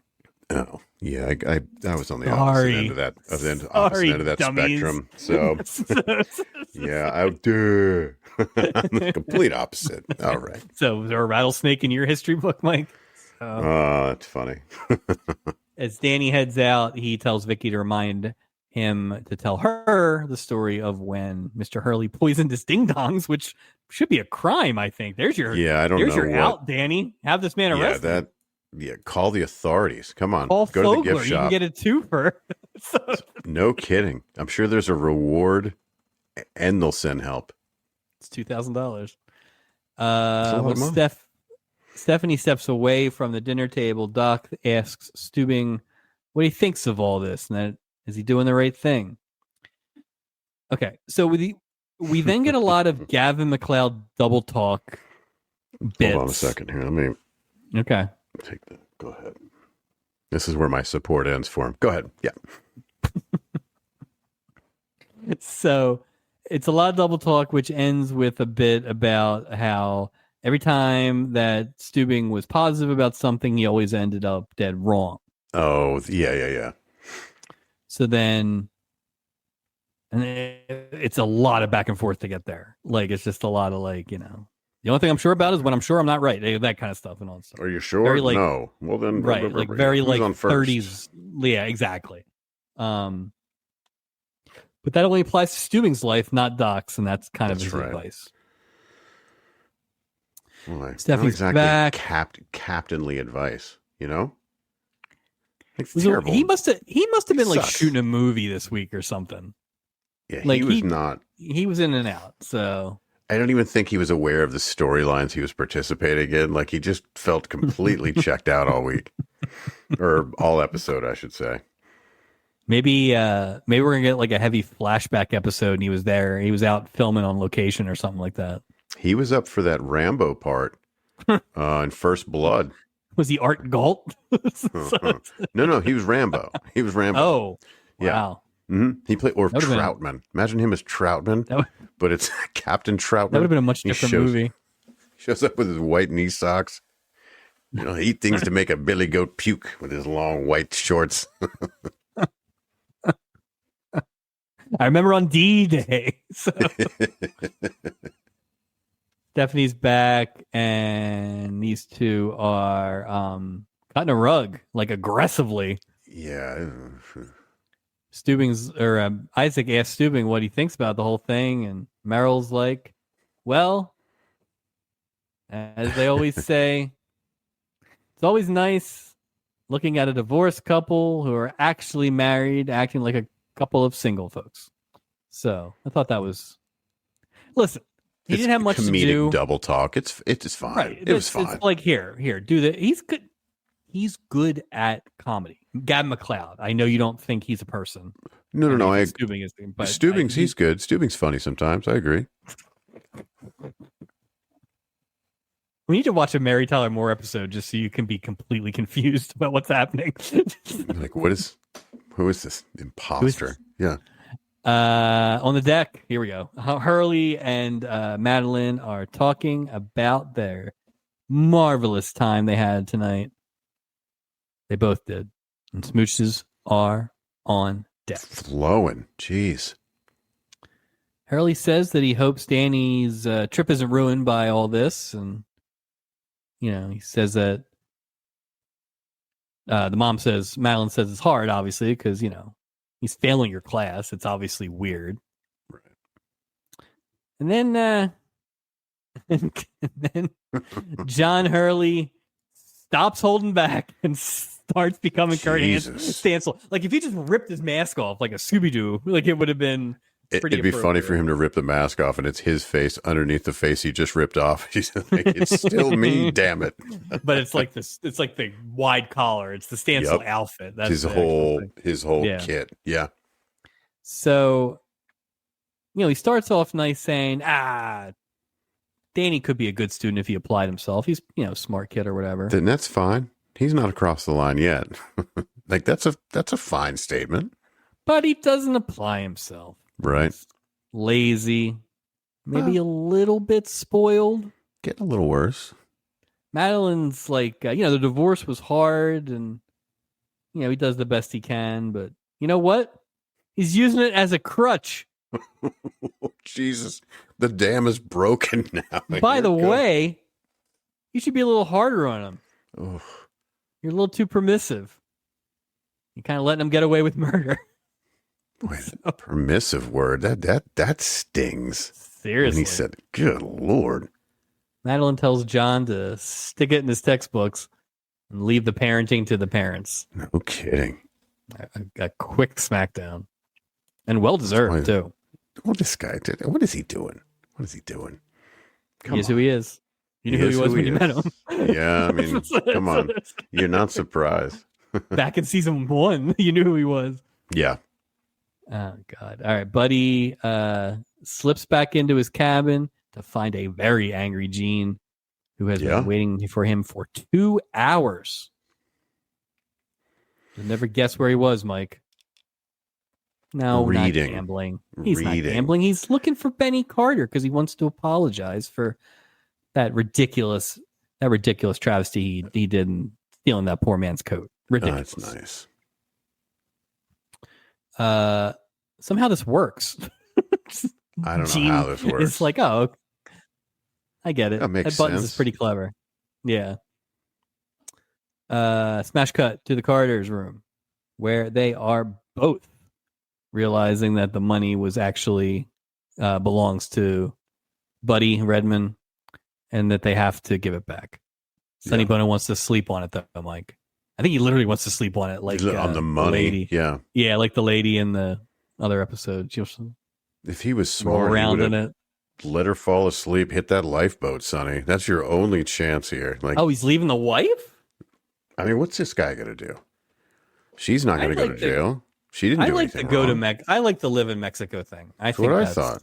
Yeah, but at the same time, he doesn't want her to get hung up. Oh, you think if they move to Mexico, she becomes implicit? Kinda. I mean, aren't you an accomplice at this? Well, aren't you an accomplice because you're on the cruise at this point? Like you're the beneficiary of the. Yeah, I don't know how much money we're. Well, How 2,000 total. How much petty cash is in Fogler Industries? Jesus. Like that's the question. Is this like a Wes Larson business? Or what if It's- what if the cruise was $40 a night and this guy just stole extra money and went right up his nose? You know, he's not saying that. He's like, I stole $200 and got the cruise, and I spent $1,800 on cocaine. But he's not saying it. Just doesn't. The whole thing doesn't add up. The whole thing doesn't add up. I think what he if bought the his, guitar, a real gift to the Magi thing. but even the 2,000, he would still want to go to Mexico. What good does the 2,000 do if you got to buy plane? Like it doesn't make any sense. I mean, again, like opportunity cost here is like you. That's true. That's true. Again, this could have been the best cruise in the world. You spent $2,000 on it, and you're going to jail. There's no way it was worth it. And if you spend anywhere near wasn't that even amount of any money on music. this cruise, right? There's nothing here. There's no Donnie Darko, no Mexican. There wasn't a fiesta. Night, nothing. So, There's no so wedding they didn't do- reception. There was they didn't nothing do on this Christmas, one. like Nothing. Nope. oh God. It was a bare bones crew. I mean, bare bones cruise, right? We didn't see a captain's table. We saw one dinner scene. Like it was, they didn't have time. Yeah. No, it was. Yeah. Well, everybody's going on Christmas fake, except Yeah, that's true. the actual writers. Yeah. Doc and Stephanie are cheersing to their imminent divorce. Then they start toasting to all those bad habits that used to drive each other crazy. Stephanie used to has to brush her hair 200 times before going to bed, while think her Doc hair would wears be- his socks to sleep. You'd think her hair would be longer for brushing it 200 times, you know? Well, maybe it was longer, and if she brushed it out. Oh, she did it for time's 200 sake, times a night, just to I don't cut know. it short. She took on a No, I'm second saying job. She didn't have to. she brushes very hard, like that. All those brushes. just knock Oh, it out. I see. Just yanks them out. I don't know. Yeah, that's a good point. I It's a don't- lot of brushing. I don't know. We should probably get a brush expert. It does seem like a lot. It does. All right. So all this, of course, leads to the two of them smooching, little husband and wife smooching. In fact, That's right. Send Nothing us- wrong with that. send us to commercial for the end of Act 2. Quick Act 2. Quick. Yeah, I don't know super where this. fast. I don't know where this piles up at some point. I guess it has to, but Or it was we just start evenly- Yeah. we start Act 3 for the third week in a row. We are post coitus. You know what that means. Doc is in bed with Stephanie and asks if last night was a mistake, which leads to Stephanie mentioning kids. Doc with maybe the best line of the season. Let's not start something this morning that we'll have to fight over custody about this afternoon. That is one of the great lines. Pew, pew, pew. Yeah, that was a And- solid. For all the divorced old white men that write this show, that is absolutely something Loving somebody it. said to somebody. So They're like, wait till you hear him deliver this one. Yeah. Yep. Good line. waiting this one for you. He calls his ex-wife. He's like, listen, make sure you watch Act 3 tonight. It's the last episode. One of the last episodes of 1979. Come on. That's I right. love No, that, it's yeah. not a Christmas episode. No, of course not. Stephanie quickly puts on the good moves. Doc has no defense against her. Within minutes, he's offering $500 in child support, which apparently was more or as much as he gave Stephanie to Samantha to run. I have Stephanie in here the entire time. It's Samantha. It is. I'm so beaten down by the Stephanie name in the show. Samantha says that you gave me that much to run the house, so Doc, I guess, just gave her $500 a week allowance. Is that what that was? It's pretty nice. And, I would think early 70s, mid 70s. Yeah. The other thing, too, do you see what they're wearing, Mike? They're splitting pajamas. That's your it's thing. the classic. I left it for you. It's the classic. That's when you know something happened. When Yep. you're sharing pajamas. Made me smile. I mean, was there a question if something happened? No, nope. If there was ever a question, I just look at the wardrobe and go, Exactly. I know what happened. Doc defends the amount of money because he wants his firstborn son to attend Harvard Law School. So, Yeah, this took a weird. He doesn't want Yeah. to talk about that. What are we doing? yeah, that was odd. And again, this is where it's like it was fine, but like Doc Kinda has lost its way. Doc has great chemistry with everybody, and they had decent chemistry, but I just didn't care in the way I didn't usually either. care with the Doc storyline. So, And I don't think it was him. but I don't know that she do. did anything wrong either. I just think it was kind of like you knew exactly where this was going the whole time. I mean, I think he's had stronger female leads in the past, and I would think that the lead in this position being 2 of 4 would be a bit of a, somebody you would feel that chemistry with him more than we did with her. No offense, because I mean, God, they might have just met and had a quick Vegas wedding. Maybe that's what they were trying to. I don't know. I'd like to see her in the next time to kind of make a better judgment on that actually. But I agree. I'm gonna lay it at the foot of just kind of like a pretty paint by numbers storyline. So. Yeah, that's but Doc, fair. but to your point, Doc has made meals out of worse. Oh, 100%, 100%. Yeah. All right. Buddy tells Gene that he's going to try and track down the Carters to apologize.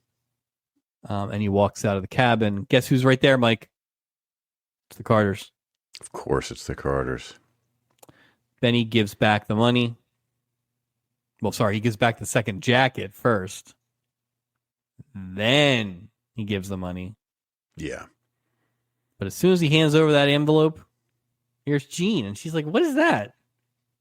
What's all this?" Like, mind your beeswax, Gene. Jeez, we could wrap this story up right now. Just get in there. What are you doing? But Buddy's like, no, nothing. This isn't my money. And so the Carters, you can go tell them twice. They are out of there. Okay, cool. So, and I will say this: at first, I was like, man, Buddy, not real cool under pressure there, right? Right. But he knew he had time. Buddy was the coolest, really. If you think about it in the end, like he was playing the long game. Yeah, exactly. He was pretty calm considering that he was letting that money walk again. Instead of being like, damn it, Gene. Like, if you don't get in that damn cabin. There was no indication that these guys are not very wealthy because these are big losses that they're arguing about, but not in a desperation kind of way. Yeah, it's not life-changing money like it is for Mr. Bono, apparently. Exactly. Ripped from the script. Well, the cost of living in Mississippi's got to be pretty low. He could probably live for a couple of years off that $2,000. I assume Buddy and Gene live in Vegas, or Tupelo. I can see that, like Reno, something like early Branson. Oh, early. That's a good one. Early Branson.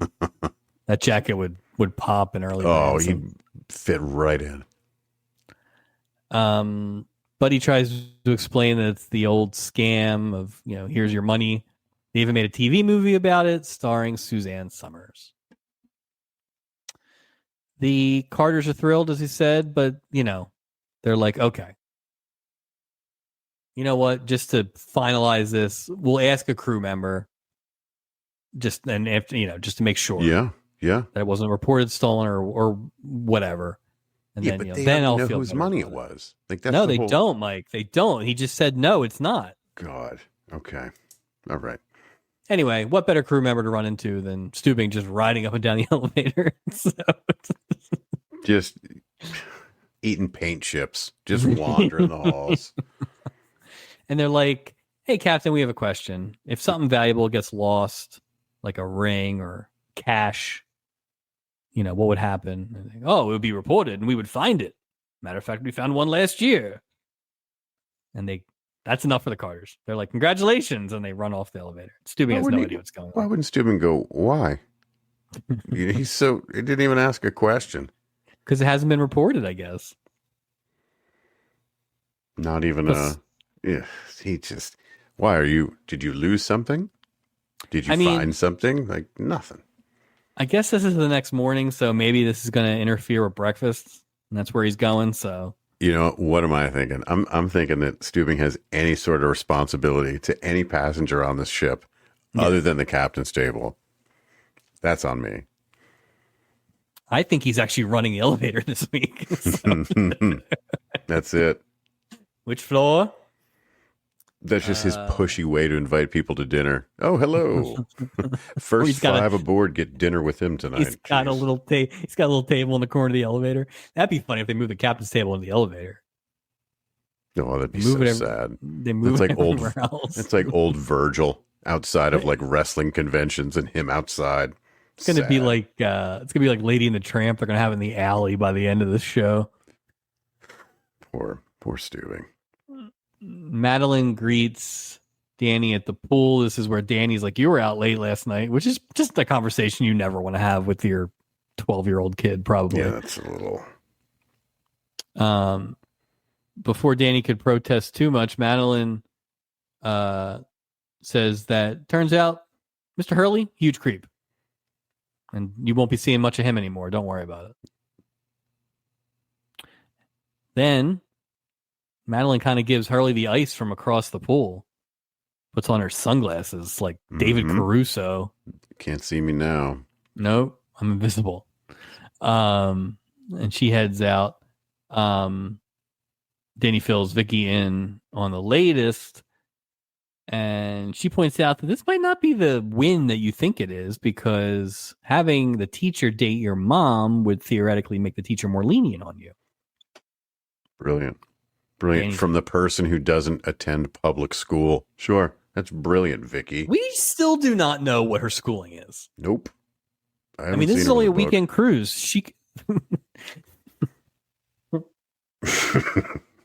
She's studying shipwrecks. Apparently. Yeah, weekend cruise. This is a little different. But again, where does she live? I would like a couple sentences, not go do your homework, but like some explanation of what the plan is here. So, well, is she legally adopted by him? Like how does this whole work? Does he? I mean, not that it doesn't turn into like a legal show, but how does that work? Well, how did they leave it? Because it was like they just left her on the boat. There's no paperwork. Right. No, like bill of sale or anything like that. Just, here you go. What? I guess they just do a blood test and you can become the legal guardian, right? They do that at the totem pole. You stick your finger out and the big eagle pecks your finger and they take a blood sample. But the thing about it doesn't make any like. But I think wasn't that the whole point with the aunt? Like she was gonna basically stand down. So my guess is there's some paperwork that had to be filled out and something.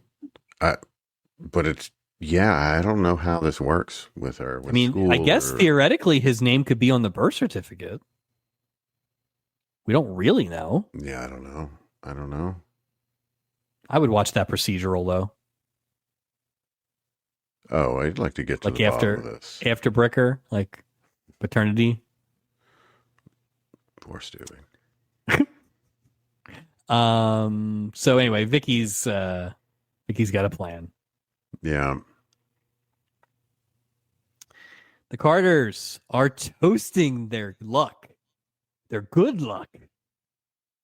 But literally, maybe they take a sip and here comes Buddy. He's like, give me that money back. He's like, screw that. Give me that damn money. He's like, hey, pal, listen, I had to lie to my wife, but that's my money, and I can identify it as such. There are 14 $100 bills in there. There are 8 $50 bills, and there are 10 20s, and it's got a little yellow ribbon around it. I'd have been like, great. If you can just give me the serial numbers on each one of these bills, I'd be glad to hand it to you. Well, the joke's on you. There's only $4 in here. So. Right. Then this is definitely not your money. And then Sally hits him with a guitar like Jeff Jarrett or something. Or just spend one of the 20s and be like, that's not the right amount. I'm sorry. Nope, it's not your money. What? Go to the purser. Change that all out. I'm sorry. This is 2001s. So. Put it in 5s.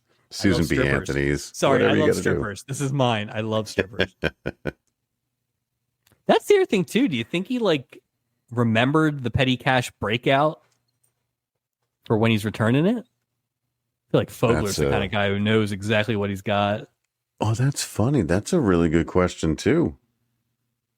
I mean, I guess you could just go to the bank and get what you needed.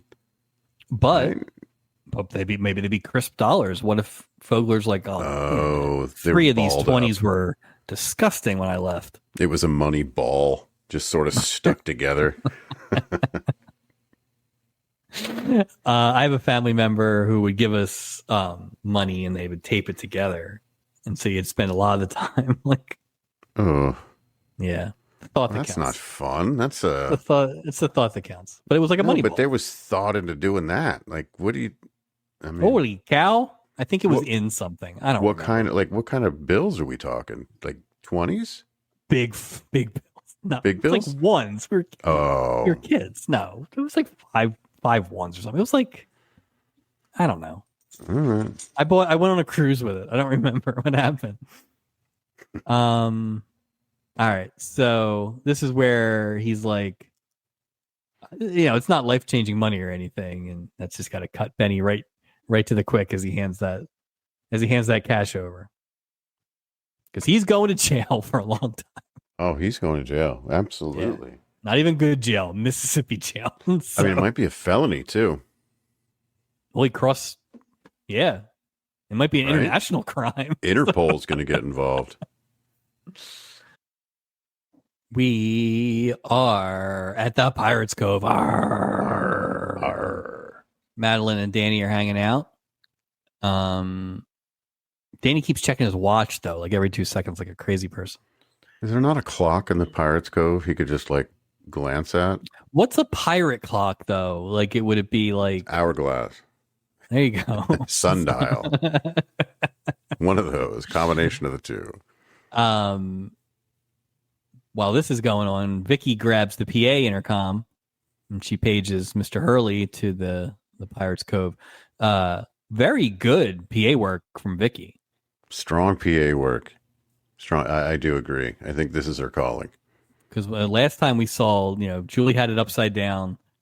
She's talking Isaac was pretty bad with it. So, yeah, she's top. She might be top PA person at this point. Well, I mean, her dad is a ship's captain. That's true. He's great. He loves announcements. He does love announcements. So Hurley shows up and he introduces himself to Isaac, and there's just like this great awkward pause where they don't really know why they're talking to each other. Isaac introduces himself, and then Hurley mentions that he was paged. Luckily, Danny hung around just long enough so he could run into them and point out to his mom that, hey, there's Mr. Hurley. And it looks like that plan's going to work, Mike. No. Mm-mm. But nope. Good try. Madeline's like, sit down, suckers. Just leaves like immediately. Yeah. Hurley tried this time and he got nothing. So nope. A quick shot down, a quick offer. Hey, a quick exit from the Pirates Cove too. Not much action in the old cove this week. Well, did the Buttons Bono redemption take place in the cove, or was that a different bar? Isaac was bartending. I can't remember if he was wearing the owl outfit or not. I think it was the cove. Booth. Yeah, it was because he was at that booth next to them. And when you but in fairness, it's like to be fair, they've been using the cove a lot, but not in like a pirate sense. Like if Isaac wasn't dressed up, you wouldn't know anything. Yeah, but I think they're expanding ever since they put that piano in there. All right, here we go. It's your scene. Coffee time on the deck in the bright outdoors with Merrill and Doc. As the captain asks if these two crazy kids are really, really going to get a divorce. Oh my God. Maybe we're in love. That was such a great Doc line. And that green screen. Yeah. I am not in love with early green screen work. It looks awful. It almost feels like they did shoot outside and then put the backdrop in, because I feel like the sun on the actors is decent. I agree. So it's almost like they intended to do one thing and then had to do both or something. But it's almost like it was shot like that Batman the TV show, but like the TV movie version of that show when he's on that buoy. Like everything just it looks off just a bit. Yeah, it had an odd Weird. coloring to it. Yeah, no, I agree. So they didn't figure this out. We get a lot of great Doc and Steubing kind of back and forth. This is another kind of double talk situation. So like I said, it's kind of a rare, just straight up comedy opportunity for McLeod. So I actually did like that a little bit. I liked it. I almost wish he wasn't the captain, because I think I'd like him more if he wasn't the captain because of stuff like this.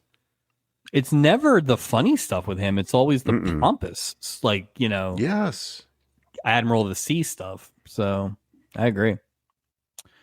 All right. Vicky and Danny are writing letters. You see all This is the part waste. two of their Look at all that plan. waste. It must be the 70s with free. all that wasted paper. That's free ship paper. Steubing's just like, those notebooks are parenting basically for Steubing at some point. So I hope that's not the back of the maps they're writing on. We don't need these. It's 1979, so every time you spell something wrong, you got to start over again too, which sucks. But erasers. They're basically writing letters to Mr. Hurley and Mom. We'll see how that works out. Yeah. Okay. We are at the casino, and Buddy is taking a beating at the tables. Yeah, he is. So, Yeah, he is. I said, "Hit me, don't kill me." Always a great line. That was a good one too. Jean catches him and says that she's not going to gamble with him in her life anymore. You go, girl. Get him, Jean. Get him. Doc and Samantha are having some romantic dinner in the cabin, which is nice. We don't see that too often. And they're celebrating their decision to stay married. More candles, too. There's so Doc much so many comments, candles. So many candles. Yeah. Doc summons Samantha to bed, but she's got to brush that hair first.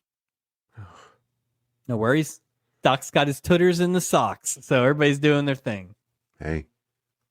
You know where this is going. Yeah. Yeah. Comedy ensues. Mm-hmm. Yeah, Doc takes his socks off, puts them down. Samantha's like, what kind of man puts his socks on the floor? So he puts them back on. Yeah. I don't think these kids are going to stay together too long. No. All right, here we go. Here's some acting. Here we go. Buddy tells Isaac he got murdered at the tables.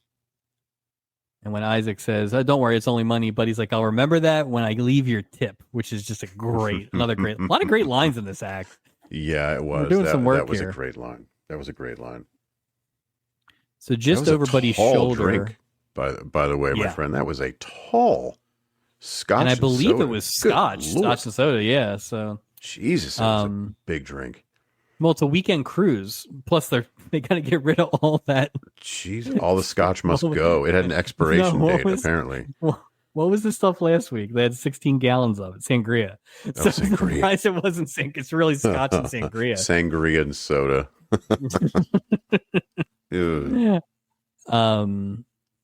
So just behind them is Sonny Bono and Sally Carter, kind of, talking about how they're screwed and, it's so much money, but at least they have each other. And I'm sure Fogler will be blah, blah, blah. And good. So we're basically like just laying it out. So making sure Buddy could hear, what his gambling has wrought.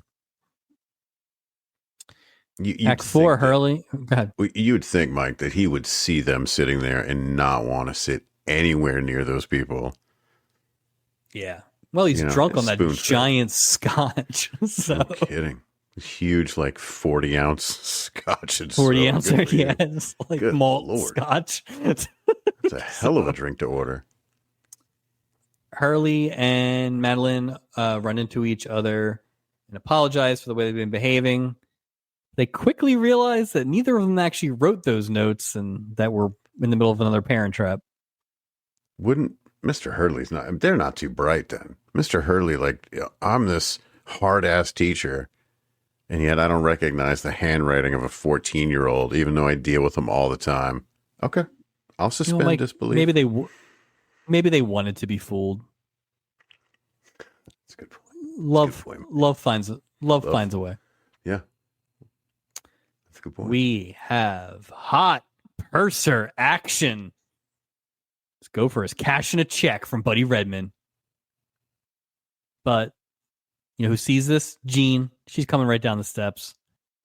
Every time Buddy grabs some sort of gambling money, it's like when anyone else makes out on the deck. It's just like Jean is always there. She did every omnipresent Gene. Good Lord. Poor Buddy. He's got a lot to deal with Gene. No wonder he gambles. He just wants a... All right.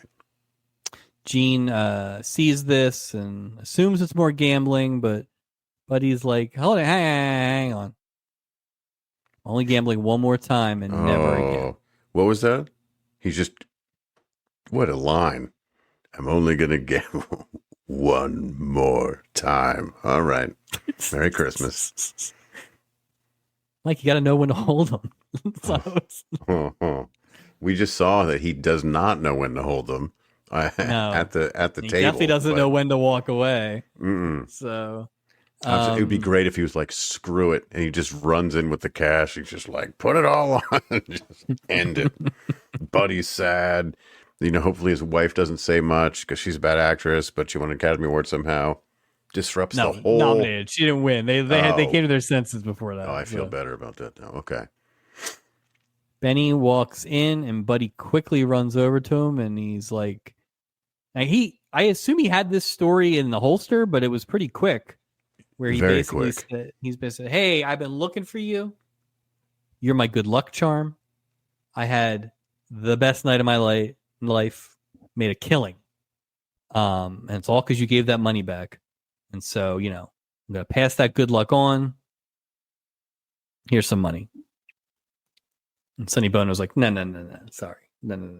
He's like, hey. Wouldn't he be like, okay. No. He'd be like, thanks. Yeah, no, not that. Not the thing that could possibly keep me out of jail. Buddy's like, you know, don't ruin my luck. Like you're being a mush if you don't take this money. He gives it to Sally, and luckily she doesn't fight back too much either in song or otherwise. Yeah. And so they take the money and they kind of walk off. And Buttons has a whole thing about how he's like, I'm betting on you guys. You're gonna make it. This kind of stuff. And again, this is where if it was a Christmas thing, I like absolutely. This is where a little soft Christmas music in the background, a tree in the back. You could have focused on like a light or something. You hear little sleigh bells, just a little low. Yeah, you know, yeah. It would have been good. Wait, it's snowing, and we're in Mexico. Do some bit about, hey, Santa came early this year or something. I mean, just it's sitting right. It's so easy, and it was the perfect. I think he was the perfect actor, like in this role. Absolutely, he was so good. It was right there for the taking. I think one of the reasons I like that storyline so much is because I think in my head I was making it a Christmas storyline. Honestly, so. I don't disagree. It had that good feel. I'm only gambling one more time. Like all these things that get you in the feels. Right. Bravo. Christmas story or not, bravo to the story. No, exactly. Jean says that she doesn't know quite what happened, but she feels like you did something nice. And Buttons is like, yep, I sure did. That's good. God bless us, everyone. Back at the bickering Brickers, Doc has 3 blankets on his bed because his feet are cold. And she's over there doing push-ups. And this is just... all hell's broken loose, and they quickly realize that, you know what? We should get divorced. So that worked out. It's fine. Married, we'd end up hating each other. Divorced, we'll love each other forever. I think that's on like the back of the $10 bill. I believe so. It's e pluribus unum, and then that marriage thing. So. That's funny.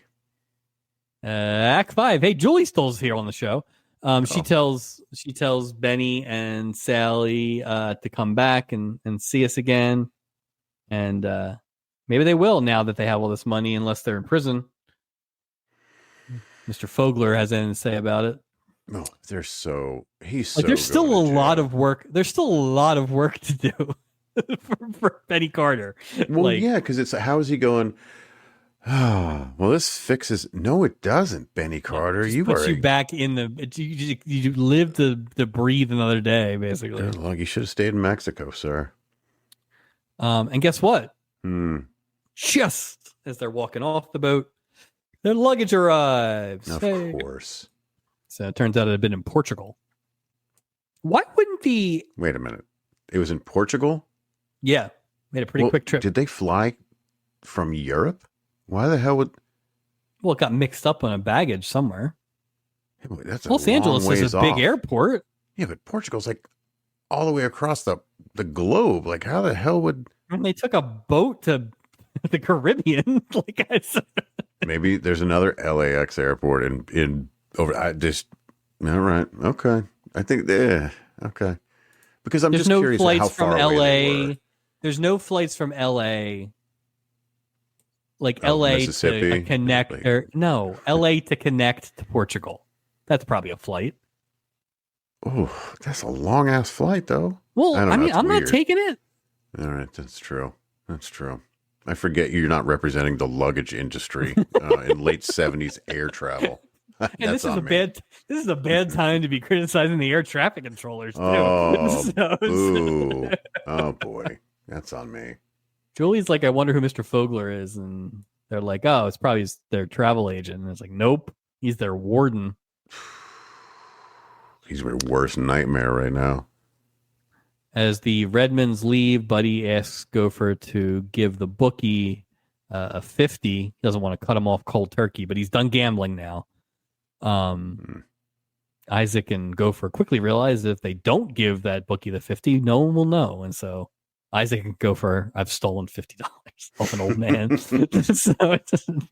They quickly retreat to international waters. Yeah. Yep. Hurley offers to tutor Danny in history, and then Mom's like, what about math and science? And Danny's like, great. Poor Danny. This is not going to go well for Danny. Deal with this crap. Right? Didn't even get to kiss Vicky. Nope. Nothing for nothing. Nothing. He got to eat some steak. He was forced to eat steak. That's what happened. He liked the steak, but he had to stop because his dumb teacher showed up. Yeah, his teacher ruined it. He hasn't eaten in 2 days. He's hungry. He wished drinking he had all those drinks at the Pirates Cove. So. That's funny. That's funny. He's just peeing for hours and no calories. His mom's out doing God knows what with God knows who. Another late night mom. Stewing asks Doc and Samantha if they're sure about this divorce thing. And yes, Merrill, we're all very sure. And the last image in the 1970s of this show is Stubing walking away with Julia Prowse as Doc gives him a face.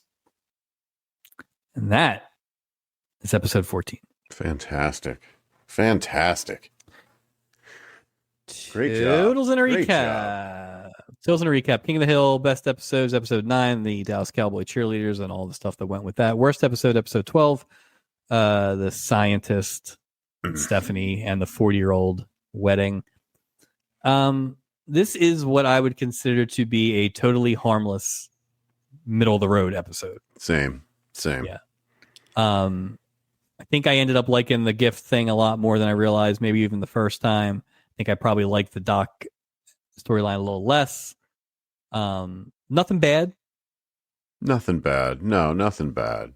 Some decent performances. I think I liked Vicky and Danny maybe more than you did. But yeah, it moved fast, was relatively entertaining. You knew how all of it was going to end. Yeah, from that's true. The first 5 minutes, but sometimes that's okay. That's okay. Yeah, that's okay. As long as it's a fun journey getting there. Exactly. And I will. Go ahead. I'm sorry. This is one of those things where, even though we were kind of disappointed in a couple of the performances, we knew all these people. for the most part. And so Right. that is going to carry the day too, as opposed to if this had been 3 or 4 people we had no idea who they were. Even if they were of the same quality, you at least have a little more connection to these people. So I agree. Yeah, it's not. I agree with you. I think it's sort of a middle of the road episode, but unlike some of these middle of the road episodes, like I left feeling generally pretty good.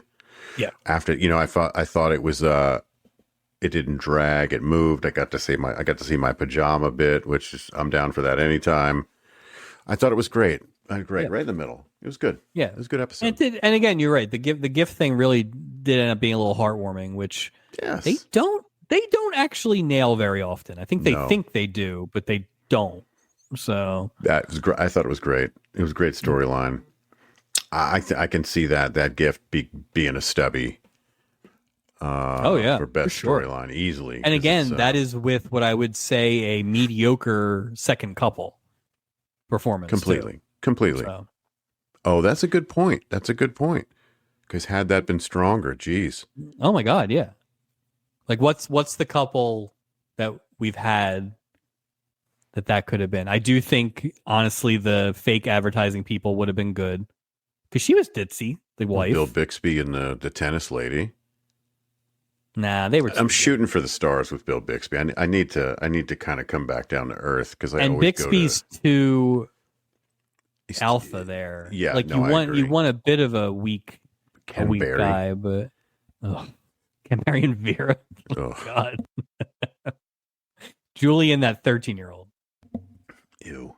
Oof. Captain of the week. I gotta say, sir, I felt like this episode should have a secondary title, and that is the redemption of Red Buttons. Yep.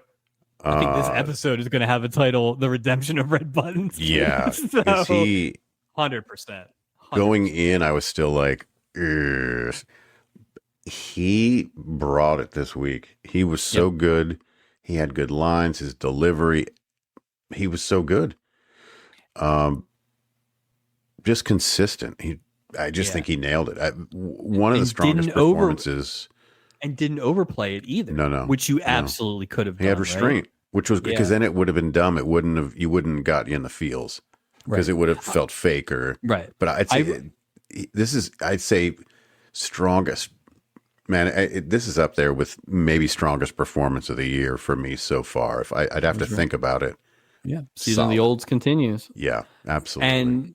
And I will say that it also, and I think I know that he's a good actor. Like, he's been in enough stuff, but it's like that whole Uncle Cyrus thing now goes more into that Captain Dave thing I always talk about, which is you were supposed to hate him. Yep. So, it's like the performance was good, and now you see he can flip it like that. So no, I agree. He was great. And shout out also to Kay Ballard as the wife, because again, that's a role that could have been overplayed. They just hit the strides pin perfect. They're so good. That never was annoying. They were never annoying. No. They were never doing like nag and all that kind of stuff. Like it was always good. And I liked at the end where it was like these guys bicker, and the gambling thing is probably a metaphor for a lot of other problems they have or whatever. But at the end of the day, it's like, honey, you're the greatest. Like basically, it's like, so. I feel like actors and actresses of that time, and I mean in the age group of the Red Buttons, right, and his wife in this, they're so good. We see it time and time again. They're so good. I don't know what it is that makes them so good in this context, but they just nail it. It's amazing. Well, and don't forget, he's a movie actor for the most part. She's stage and screen. It's like these are people who probably are too good for this, and we've seen pros. that. We've seen that a lot. It's the Don Amici thing. It's the Lauren Green thing. It's just this thing where it's like at some level we're getting. It's weird that it's almost exclusively been older actors, right, this season, but we're getting like these are good people doing good performances. Yes, they make it look so easy. Right. Exactly. No, I agree. Walk the plank, worst of the week. Mike, I can't believe I'm going to say this, but it's got to be Benny Carter. I don't know how. Nah, I have it too. Very disappointing. But it's not even like I just don't like the character of Benny Carter. Sonny Bono, there's some fell in this performance. There was no oomph. But I mean, some of it I get was purposeful. But not a lot. Not meek. all of it. Much. Not all of it. They should have made him a little more shysterich and a little less like meek. You know what I mean? Yeah. Meek was the wrong thing because a meek person wouldn't steal the money. Right. Or she should have been more demand. Like it just wouldn't have happened. Right. Like it was a leap to get there. And then, so no, I was disappointed too. I was not expecting him to hit out of the park, but if you had just given me the first episode he was in level, right, that would have been fine.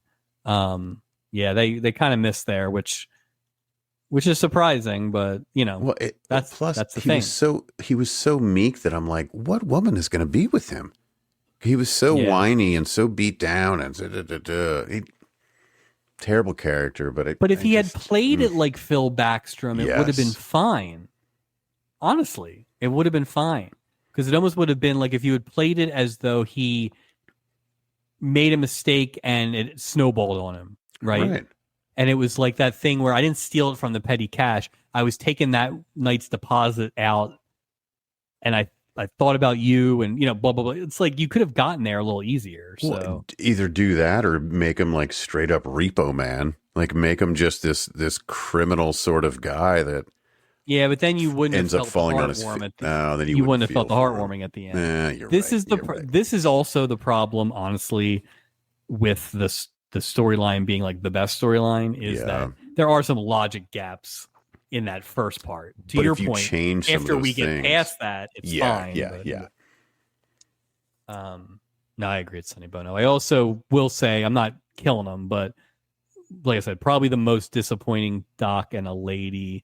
If you don't count the doctor one, which was not romantic, no, I would say that was one of the more disappointing doc and a lady storylines for whatever. I agree.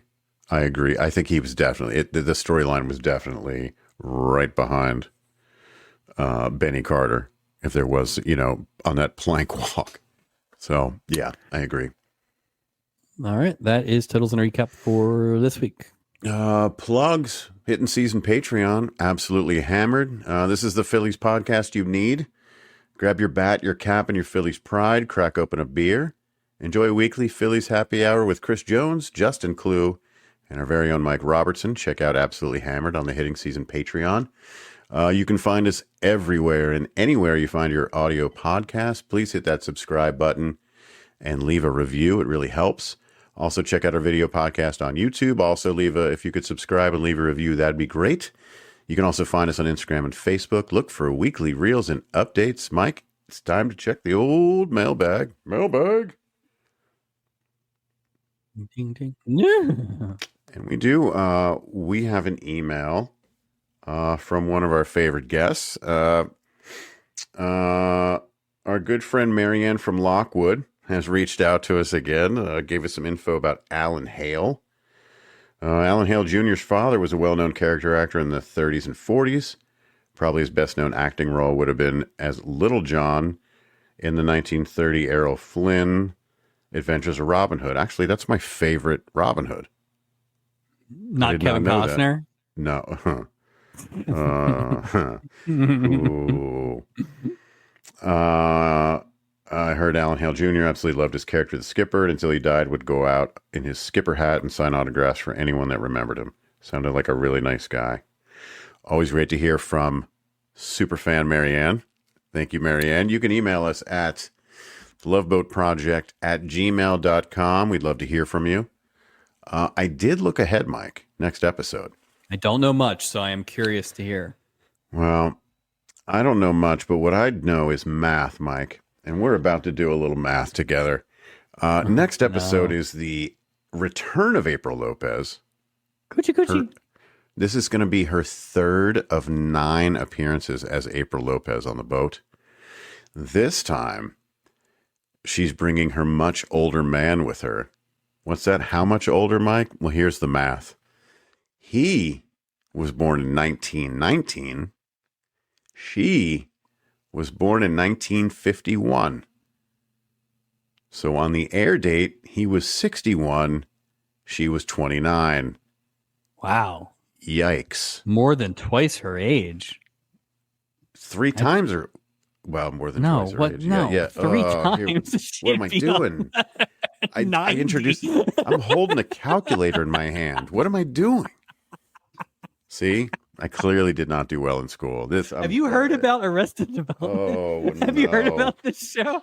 Oh, man. Well, I'll say that. Oh, no. It's off the rails. Yeah. I will say this. I hope that whatever happens with this old man, that she's not as dumb as they made her in most of that last episode. Yeah, just because she has an accent doesn't mean she's like an idiot. She fooled all you idiots the first time, so let's not make her dumb, okay? Well, let's not forget. Remember, she was on the outside and saying these creeps keep hitting on her. Remember? Yep.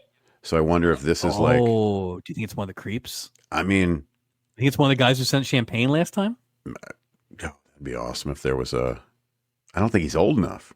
I don't remember how old that guy was, but 61 is... Well, but there were 5 people that sent champagne. We only saw the one guy. Yeah. No, that guy wasn't 61. The shady dude in the back? Yeah. No, he was not No. 61. No. Even though he was in the shadows, he was definitely not 61 years old. So we'll see. I'm kind of curious to see what happens. Yeah, I have no idea what else is on that episode, so I'm excited to watch that. So that will be our first episode of December, which means... Happy Thanksgiving to everyone who is listening to this late, maybe on a road trip or such. We will be back for December 1 for that Chara return, and then December 15th for our Christmas episode. And then somehow we will be wrapping up 2025. So that's amazing. That's amazing. Feels like we just started. I cannot wait to do my favorite bit, which is look up what our first episode was of 2025. Because I feel like it's going to feel like 100 years ago. It really does. Well, we're kind of time traveling here.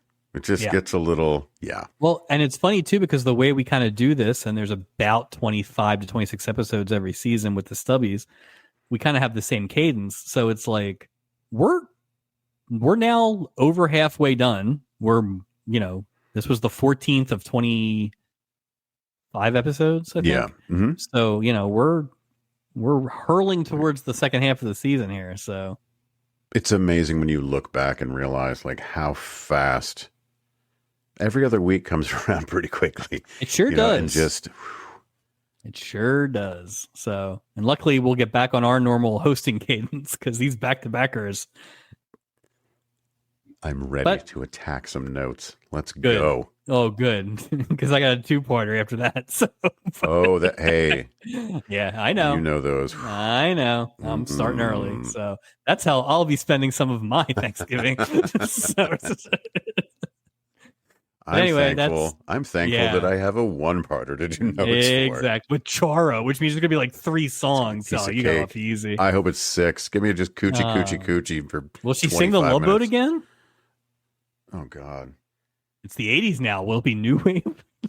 It'll just be a whole new, like a flock of seagulls take on the Love Boat theme song. Paul Williams is still sleeping outside. Like, no. Oh, my God. All right. Well, that's in a couple of weeks. This was, like I said, the last episode of the 70s and not quite Christmas, but still a decent episode nevertheless. Thanks, everybody, for listening. Thanks, Mike. And we will see you again next time.